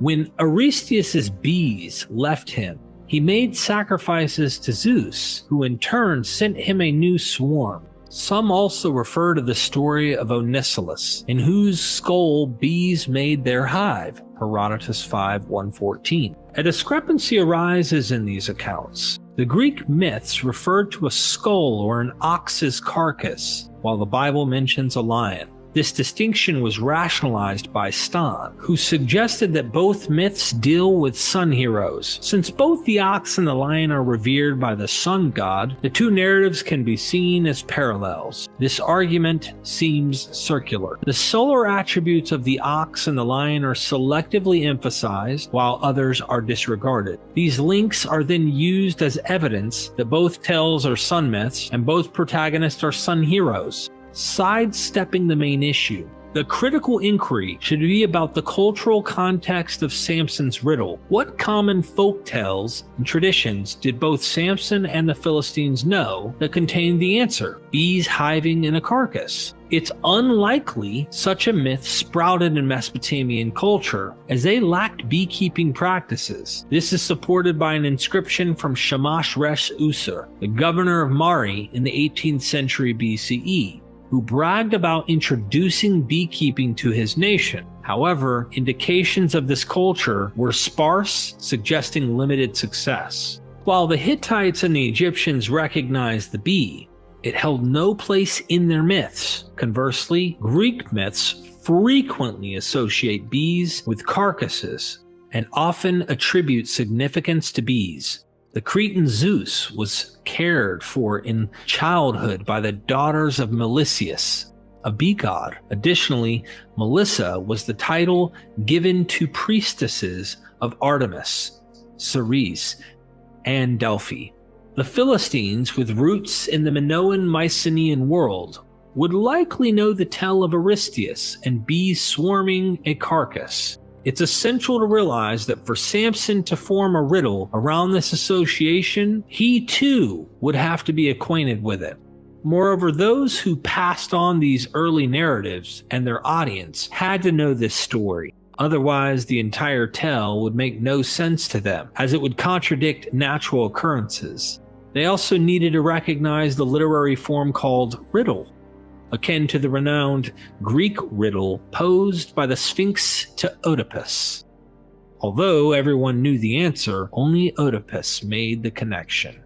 In summary, the narrator and listeners, the compiler of biblical tales, and the editor had to be versed in this particular literary style, which is rare in the Bible, as well as familiar with the Aristeus myth. Y. Yaden noted that the tribe of Dan, where Samson belonged, communicated in terms, concepts, myths, and beliefs shared with the Philistines and recognized by later generations of Israelites. The shared language might be what Nehemiah criticized when he remarked that the returned exiles in Judea and their offspring spoke half in the speech of Ashdod, Nehemiah 13:24. Another integral part of the legend of Samson is the story of his magic locks, which granted him supernatural abilities. This power, intrinsically linked with the locks, vanished when they're cut and reappeared with their regrowth. Samson's own words clarify this. "If I be shaven, I shall become weak and be like any man." Judges 16:17. When the hair of his head began to grow again after he was shaven, 16:22. "He prays and strengthened me only this once," 16:28. And the returned strength enabled him to topple a temple large enough to host 3,000 people on its roof. From the statement, "I shall become like any man," it's evident that both he and the biblical storyteller, as well as the audience, perceive Samson as more than human. This is reminiscent of Adam and Eve's potential superhumanity upon consuming the forbidden fruit. That in the day ye eat thereof, ye shall be as gods. Genesis 3:5. And the Lord God said, "Behold, the man is become as one of us." 3:22. The Bible emphasizes Samson's exceptional nature, detailing his divine conception and his status as a Nazir. Judges 13:5. Yet commentators note that Samson's life starkly contrasts the Nazir as described in Numbers 6:2-19. Even traditional rabbinical sources like Radak acknowledge the unusual aspect of Samson regaining his powers despite being defiled by carcasses, which seems to contradict his Nazirite status. To better understand, let's compare the main points of the Nazir's rules with Samson's life. Let's take a look at this side-by-side graph between number 6 and Judges 13 through 16. On the left, the Nazir is an adult who decides to abstain from certain things for a defined period. On the right, the Lord's angel designates the unborn child to be a Nazir until his death. Again, number 6:3. The Nazir must abstain from consuming vine products and avoid defilement by carcasses. On the right, the Nazir's mother must abstain from vine products and avoid defilement by unclean entities. On the left, if defiled, the Nazir shaves his nezer, hair, forelock, lets it grow back. This act doesn't affect his abilities or status. On the right, consumption of honey from a carcass defiles him, but no purification is needed. Cutting the Nazir takes away the Nazir's powers and status. Numbers 6, 18 through 19. At the decided period's conclusion, the Nazir shaves the nezer and offers it to God, ceasing to be a Nazir. On the right, the reemergence of the nezer restores his remarkable powers and status. He is destined to be a Nazir until his demise. From the biblical records, it appears that the traditions of number 6 weren't strictly followed in Israel. For example, Amos 2:11 through 12 indicates Nazirs were told to avoid wine, but there's no mention of their hair or any supernatural strength. The Rechabites' wine abstinence in Jeremiah 35 isn't associated with the Nazirim, and although they abstained from birth like Samson, hair cutting isn't referenced. Meanwhile, Jeremiah 7:29 cites the growing of Nazir as a mere secular tradition, with the term Nazir metaphorically used for vine shoots in Leviticus 25. The term generally denotes flowing locks in biblical mentions. It also refers to the crown of the high priest, Exodus 29:6. And the king, 2 Samuel 1, Psalms 132, 2 Kings 11, Psalms 89. There isn't a specific instance in the Bible where a vow of abstinence is taken while growing a nezer, or to offer it as a sacrifice. However, it can be inferred that such customs existed, or else the laws in number 6 would lack context. The account of Absalom's annual haircutting and its valuation at 200 shekels,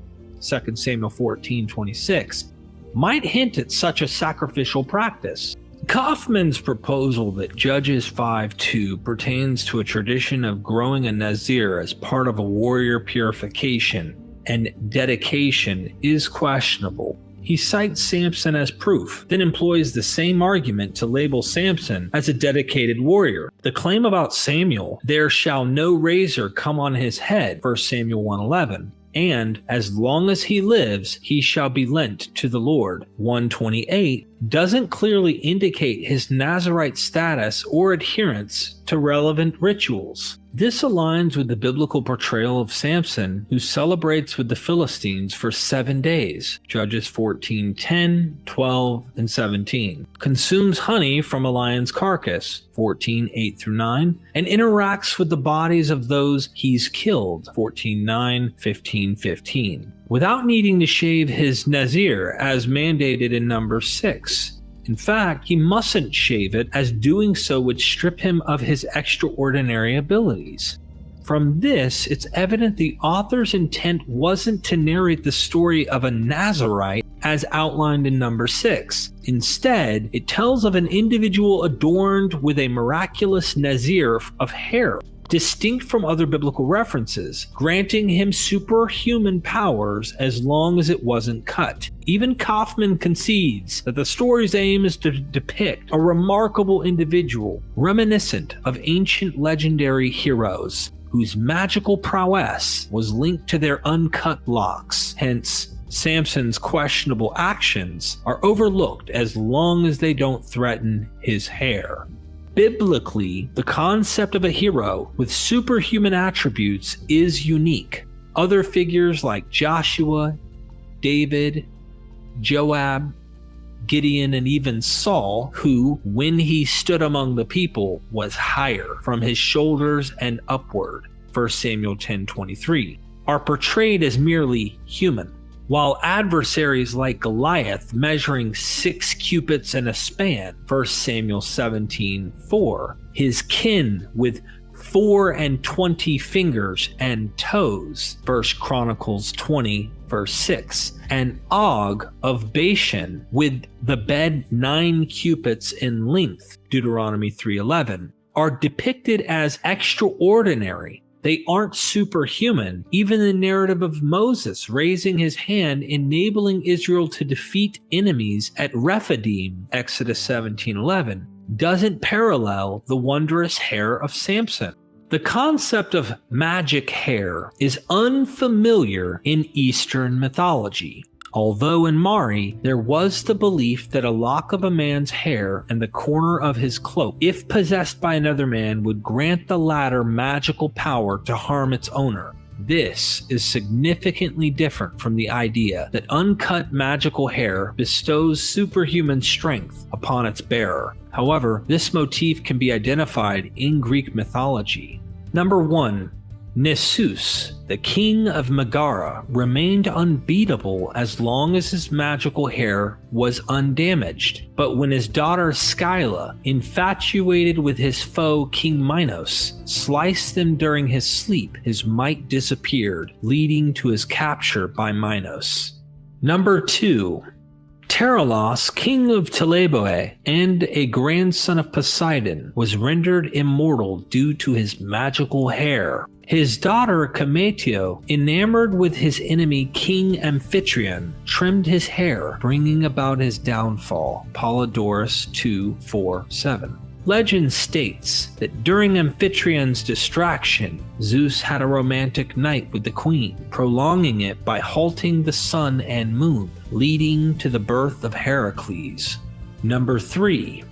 Apollo's titles, golden-haired and never shorn, Homer, Iliad 20:39, are explicit and signify the sacred significance of this embellishment, as does the tradition where Poseidon bestows it upon his grandson Teraulos. Number 4. A less familiar tale about Heracles mentions him losing both his bushy hair and his mystical powers after being consumed by a well, where he remained for 3 days. Lycophron, Alexander 36-7. Coincidentally, the parallel biblical tale of a hero inside a well for 3 days is located in Jaffa, the city of Perseus, Heracles' great-grandfather, and Andromeda, which is in the heart of Philistia. Recent excavations nearby have unearthed a Mycenaean-type temple showcasing the cultural connections of the Philistines with Mycenae.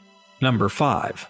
The iconic depiction of Heracles donning the maned head of a Nemean lion, resembling a helmet of wild-growing hair, might stem from his efforts to conceal his baldness. Polydorus 2:4-10. Euripides' Madness of Heracles. Number 6. The incognito god Dionysus, when threatened by King Pentheus with having his hair cut, resorted to, "My hair is sacred, my locks are divine." Euripides' Bacchae 494-6. The tradition of letting one's hair grow after taking an oath and then offering it to a deity is cited by Herodotus 434. He states that young men would cut and offer their hair to Apollo on Delos as a coming-of-age rite, similar to the legends of the foxes, referenced as note earlier on. And the riddle, the tale of Samson's locks, represent a theme not originating from Canaanite or West Semitic mythological concepts, but from the Minoan Mycenaean realm. This narrative, like the others, was likely borrowed from the Philistines by the Danites and incorporated into their tribal narratives. A divine father. Let's connect the dots back to something suggested at the beginning with Dr. Yair Zilkovich, and now with Dr. Othniel Margalith, pertaining to Samson's parentage, and tie that into other myths. The narrative of Samson's conception and birth, Judges 13:2-24, encompasses elements typical to myths regarding the birth of heroes: the sterile mother, the intervention of a supernatural, often divine entity, and the ensuing miraculous birth. There are various such tales in the Bible. An angel informs Abraham, I shall return to you in due season, and lo, Sarah your wife shall have a son. Now Abraham and Sarah were old. Sarah no longer had her menstrual periods, so Sarah laughed to herself, thinking, now that I am worn out and my husband is old, will I have pleasure? The Lord then asks Abraham, why did Sarah laugh? Is anything too hard for the Lord? At the appointed time I will return to you, and Sarah shall have a son. Genesis 18:10-14.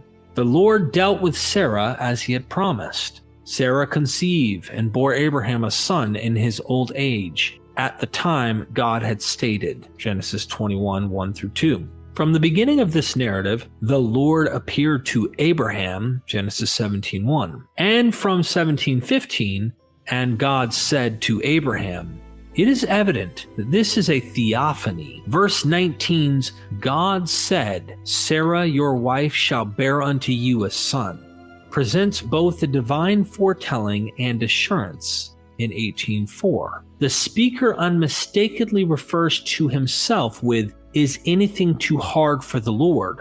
This is clearly a miraculous birth through a divine act against nature's laws. In Genesis 25:21, Isaac pleaded with the Lord on behalf of his wife because she was barren, and the Lord responded to his plea, and his wife, Rebekah, conceived. There's no indication that Isaac played a role in this conception. Rachel, too, was barren, Genesis 29:31. Unlike the former cases, Jacob was capable of impregnating his wife, yet he exclaims, am I in God's place? God's intervention was needed for Joseph's birth, but not for Benjamin's. Within mythological thought, it's common to attribute divine paternity to the fathers of the nation, Isaac, Jacob, Joseph, and miraculous conception to their mothers. Genesis 6:2-4 speaks of entire generations of demigods. The sons of God saw that the daughters of men were fair and took them as wives. The Nephilim were on the earth in those days and also afterward, when the sons of God cohabited with the daughters of men who bore them offspring. They were the heroes of old, the men of renown. The term cohabited implies sexual relations, and also afterward indicates that such heroes were not limited to one generation. It's noteworthy that even in medieval times, traditional commentators generally accepted this concept. In addition to the patriarchs, such legends were associated with other heroes, including the stories of Hannah and Manoah's wife. Hannah's story, 1 Samuel 1:2, is akin to Rachel's. In it, Hannah, like Rachel, is barren until divine intervention. Many commentators believe Hannah's tale was originally about King Saul's birth. With an evident etiological intent, the narrative suggests divine paternity and miraculous conception for the nation's first king, a motif familiar in ancient mythology, contrasting with the portrayal of the final judge.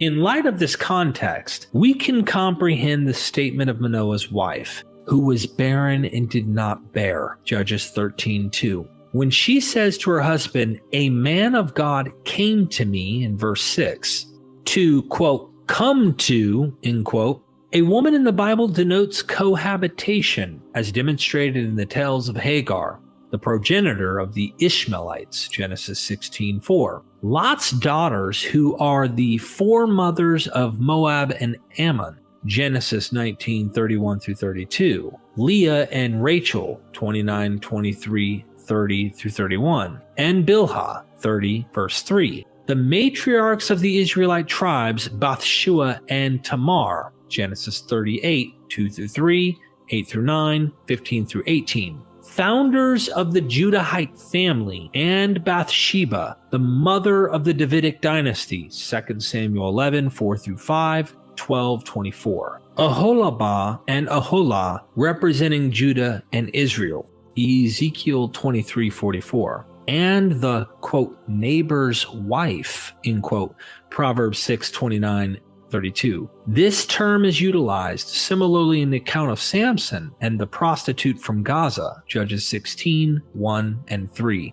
Historically, readers and narrators interpreted Manoah's wife's story in this manner. Notably, after their second meeting, Manoah himself perceived his wife's words in this light. Quote, "Look, the man that visited me the other day," end quote, verse 10. Furthermore, Manoah was unaware of the visitor's extraordinary identity. Quote, "Came to the man and asked, 'Are you the man?' He replied, 'I am,'" end quote, verse 11. Quote, "For Manoah did not know he was an angel of the Lord," end quote, verse 16. The titles, quote, "man of God," end quote, and messenger of God did not inherently suggest a supernatural essence. And it was only after witnessing the theophany in verses 21 to 22 that Manoah grasped the divine identity of the guests. Thus, the narrative underscores the tale of a divine entity in human form cohabiting with a woman, resulting in the birth of a child. This child then joins the ranks of the, quote, "men of old, men of renown," end quote, previously mentioned. This idea, prevalent in ancient times and rooted in Canaanite mythology, is emphasized in how Josephus recounts the story, reflecting the perceptions of his era. His version suggests that Manoah doubted his wife's fidelity with a stranger. The narrator and the audience recognized that the visitor did more than just announce. While the biblical narrator aims to demythologize the tales of Sarah, Rebecca, Rachel, and Hannah, presenting divine intervention as a miracle, his portrayal in the Samson story is stark, realistic, and almost pagan. Consequently, the Samson narrative stands out from the rest, showcasing a realistic perspective towards the mysterious forces. This perspective diverges from the Canaanite tradition, where the children of El by a mortal woman are deemed gods, namely Shakar and Shalem. While Samson remains human, nevertheless, this aligns closely with Greek mythology, where gods frequently parent human heroes without much ado. The myth of Samson, the mortal son of a divine father and a Danite woman, is mirrored by the tales of a divine father and a Danide mother, which come in two versions. A. Heracles was born when Zeus approached Alcmene, the wife of Amphitryon and granddaughter of Perseus, the Danide. B. Perseus came into existence when Zeus approached Danae, the daughter of Acrisius and the great-granddaughter of Danaus, who is the namesake of the Danaans. Moreover, several legends about these two Greek heroes have biblical parallels. Acrisius, Danae's father, grappled with his twin brother in their mother's womb, similar to Jacob, Dinah's father, Genesis 25:22-26, and Perez, Genesis 38:28-30. Perseus, the Danaid, traveled to Egypt, then Jaffa, by saving the Ethiopian princess Adramydia. He then became the king of this city. This tale corresponds with the recent discovery of a significant Philistine city and the tribe of Dan, originating from Egypt, which settled in the vicinity of Jaffa. To ease Zeus's interactions with Alcmene, Hermes, following Zeus's command, made the sun and moon stand still, a story that reminds one of Joshua's achievements at Ajalon, Joshua 10:12-13. Within the domain of the Dan tribe, Joshua 19:43. The origins of these tales seem to trace back to Mycenae, and they subsequently became a shared cultural legacy of the Greeks in the Aegean region. Dan was not born to the primary mother of the nation, but a maid, similar to Naphtali, Gad, and Asher. However, unlike them, he was born, quote, on Rachel's knees, end quote, Genesis 33, making him Rachel's son, quote, and she shall bear upon my knees that I may have children by her, verse 3. And Rachel said, God hath judged me and hath also heard my voice and hath given me a son, end quote. Birth on someone's knees in antiquity symbolized the act of adoption, and it was a familiar custom among the Hittites and continued until recent times in Bosnia, Bulgaria, and Turkey, regions that were part of the ancient Greek world. The Bible provides several examples of such adoptions. Jacob adopted Ephraim and Manasseh. And now thy two sons Ephraim and Manasseh are mine. As Reuben and Simeon, they shall be mine. Genesis 48, 5-6. And Joseph brought them out from between his, Jacob's, knees. Verse 12. Joseph adopts Machir's children. The children also of Machir, son of Manasseh, were born upon Joseph's knees. Genesis 50, 23. And Naomi took the child and laid it in her bosom, and her neighbors gave it a name, saying, There is a son born to Naomi. Ruth 4, 16-17. It's commonly believed that these stories intended to explain why Ephraim and Manasseh received portions equal to Jacob's sons, and why Manasseh had two portions, one on each side of the Jordan. The story of Ruth's son signifies his adoption by a Judean mother, making him, and crucially his descendant David, a legitimate member of the tribe of Judah, despite having a Moabite mother. This would have been problematic as per Deuteronomy 23 verse 4. Interestingly, a preserved story of adoption positions Dan as the legal firstborn of Rachel, making him equal with Judah, who rose in rank after Jacob's disapproval of Reuben, Simeon, and Levi in Genesis 49.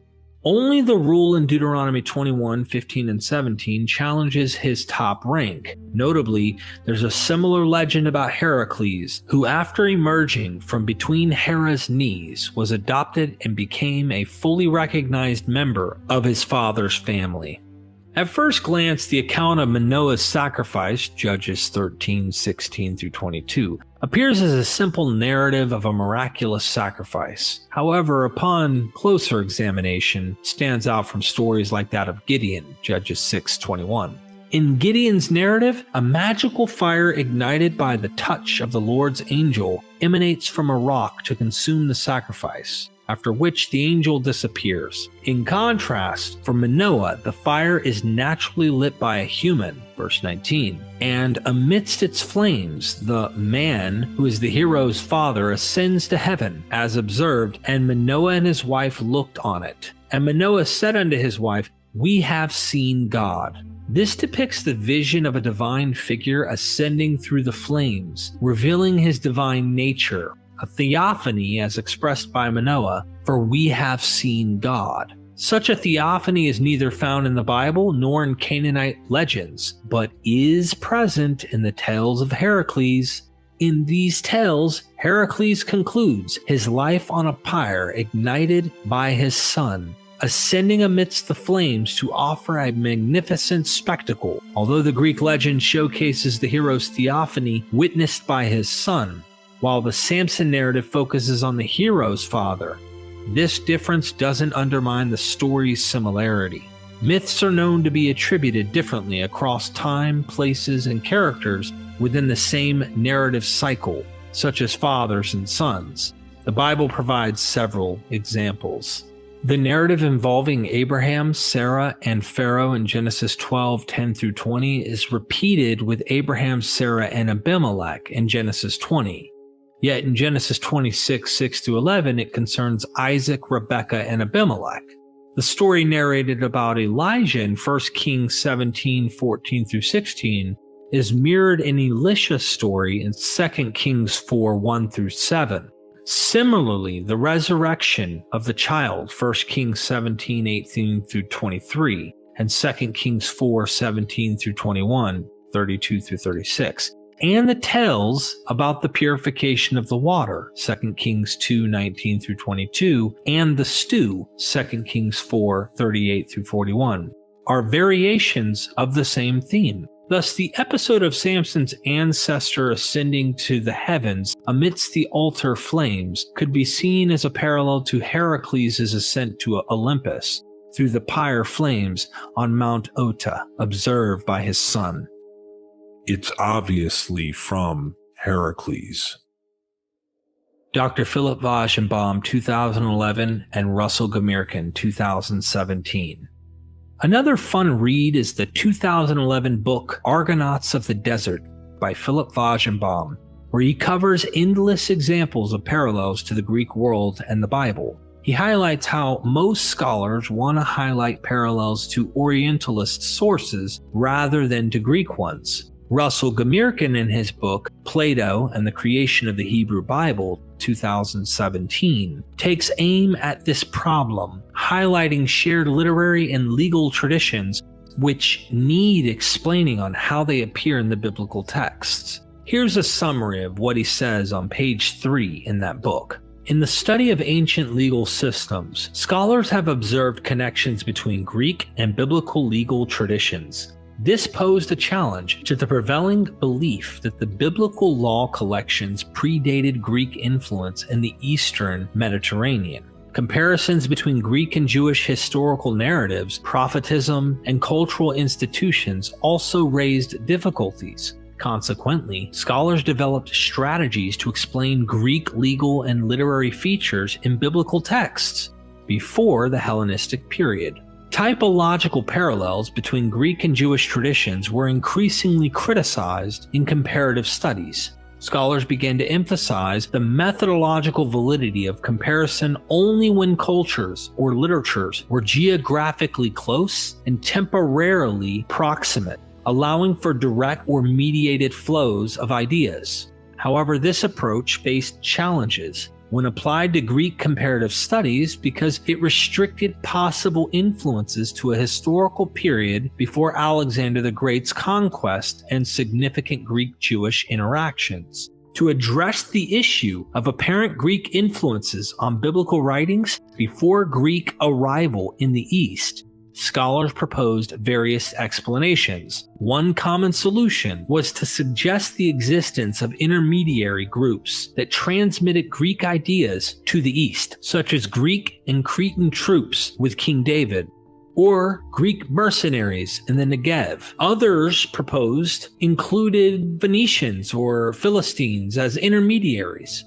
However, the idea of direct interactions between the educated elites of the Greek and Jewish worlds before Alexander's conquests, or the transmission of Greek writings to Jewish readers through intermediaries, was not seriously considered as a feasible channel for the exchange of complex legal and literary traditions. An alternative approach was offered by legal scholar Raymond Westbrook, who hypothesized the existence of a shared Eastern Mediterranean legal culture encompassing Greek, Roman, Hittite, Babylonian, Assyrian, and biblical legal traditions. Westbrook argued that despite geographical distance, these regions were part of the same historical stream. Although Westbrook's theory faced criticism, it encouraged ongoing research into shared legal traditions, adopted by some biblical researchers engaging in comparative studies with Greek legal materials. A significant criticism of Westbrook's theory was its reliance on the assumption of shared Greek and biblical legal traditions dating back to archaic times, which might have actually emerged in Hellenistic-era biblical literature, creating a circular argument. While the convergence of Greek and biblical legal elements is accepted today, the mechanism for this shared tradition and the timing of Greek influence on the biblical authors remain subjects of debate. The reference to the Temple of Heracles, Melqart at Tyre, in approximately 175 BCE, as documented in 2 Maccabees 4:18-20, provides a valuable historical marker illuminating the Hellenistic milieu within which certain biblical narratives were situated. 2 Maccabees 4:18-20.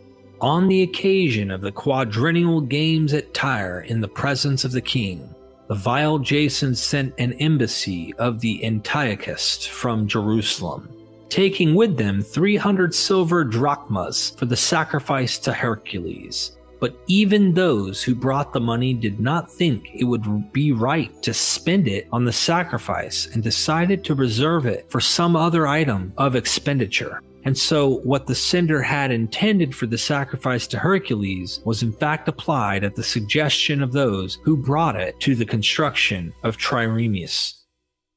This passage details an event where Jason, operating as a representative of the Antiochists from Jerusalem, sought to allocate 300 silver drachmas for the purpose of offering a sacrifice to Hercules during the quadrennial games at Tyre, held in the presence of the king.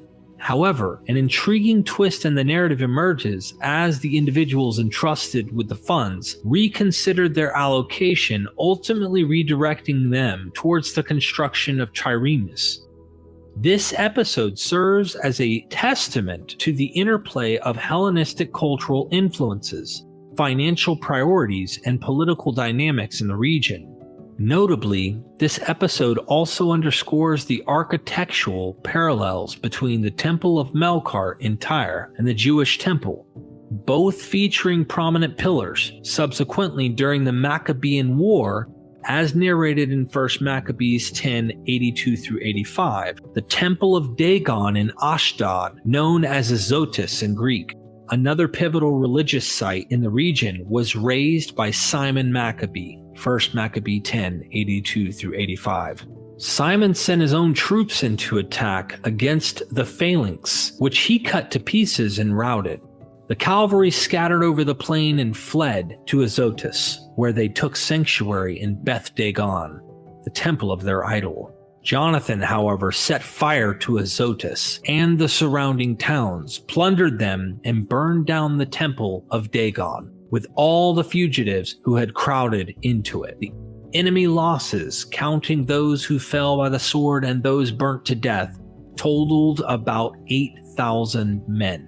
This act of destruction, accompanied by the considerable loss of life, reaffirms the historical awareness of the significant Phoenician religious centers during the Hellenistic era.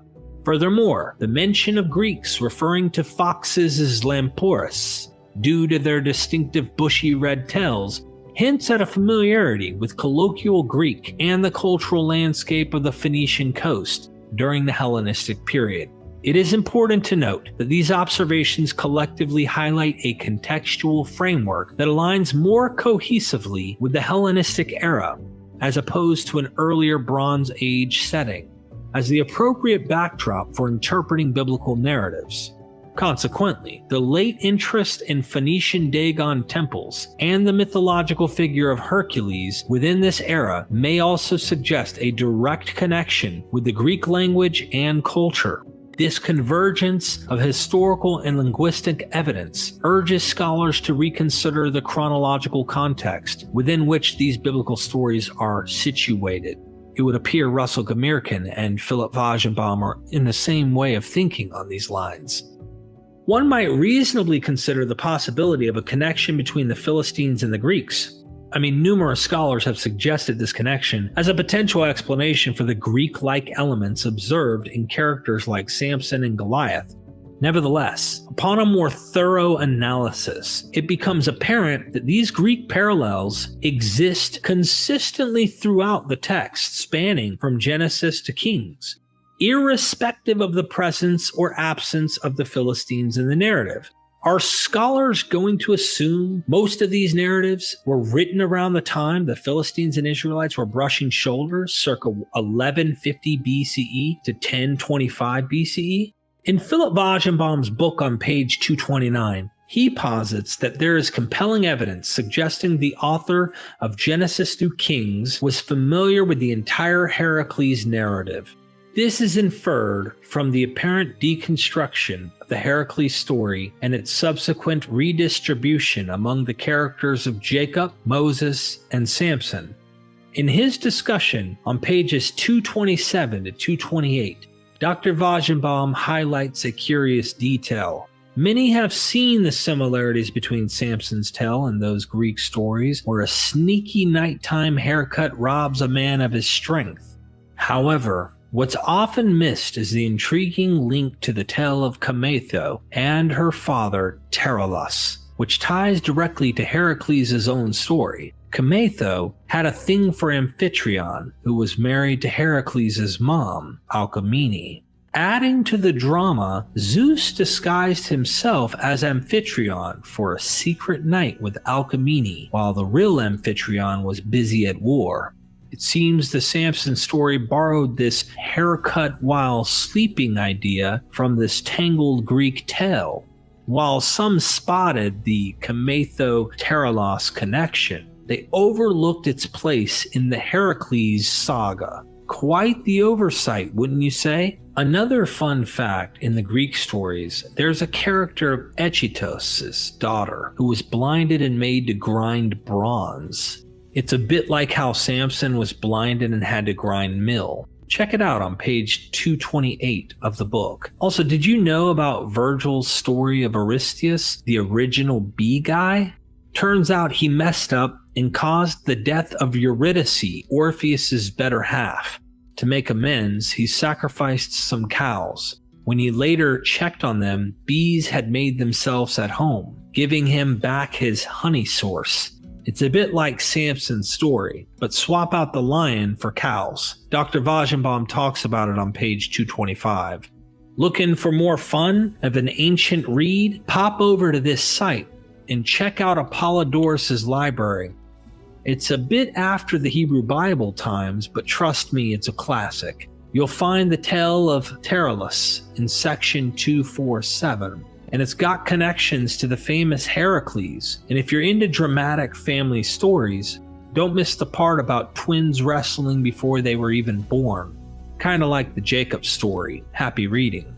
Dr. Vajenbaum suggests that hypothesizing that the biblical Judges story was somehow written around the time of the Judges, as we said before, 1150 to 1025 BCE, is just an outdated model, which needs to be re-examined. He suggests the greater evidence leans toward a much later Greek influence, preferably when Greeks would have had major influence on these authors.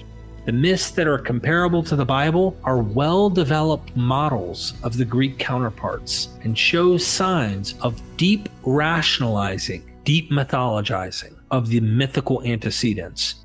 This exercise developed later on, after the 400s BCE. Yes, it's a myth.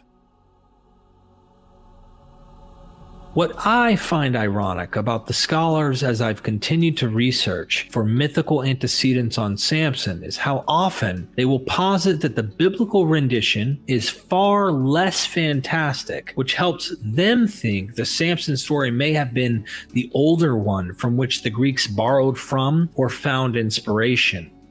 Of course, compared to Heracles, Samson is far less fantastic. But the story is still mythology from start to finish, even if it's more down to earth. Isn't this just euhemerizing a mythical figure at this point? We see Gilgamesh, who was most likely deified post-death with extremely mythical narratives told of him.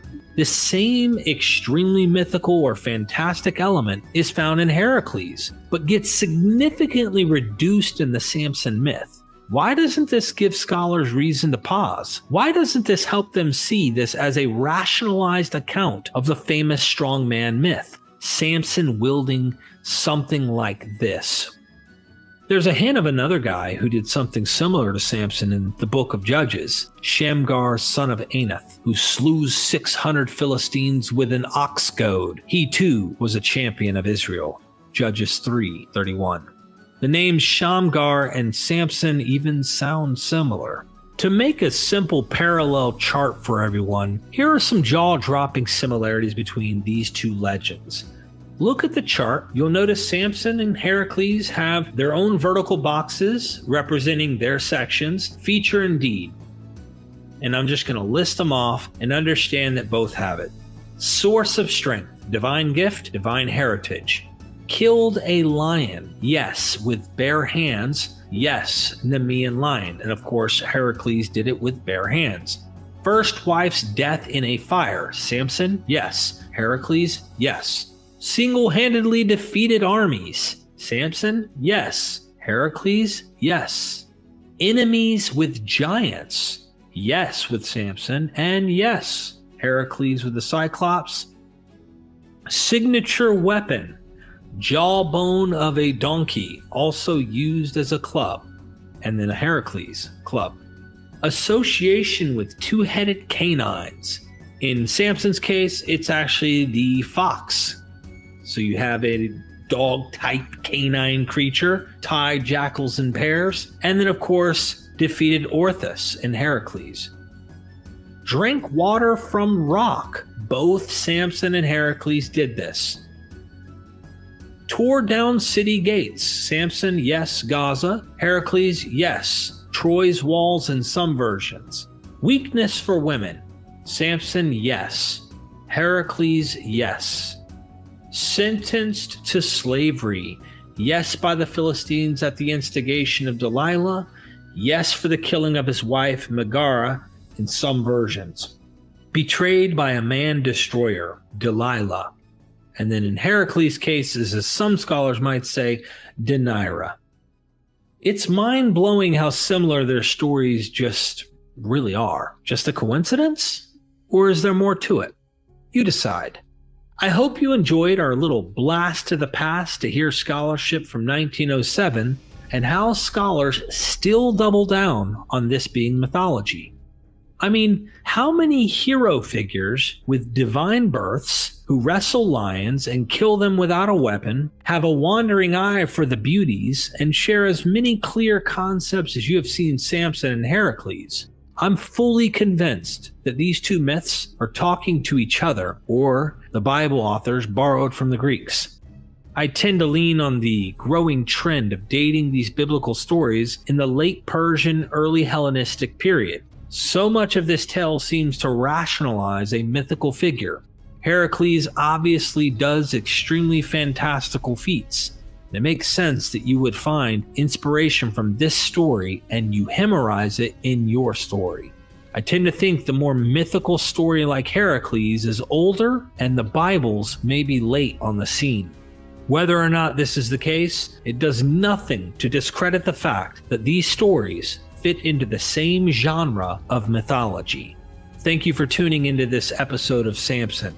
I hope you will like this video, comment what blew your mind, share this out to educate the world, and join MythVision's Patreon to keep this thing going. You can also join our YouTube membership program, and never forget, we are MythVision.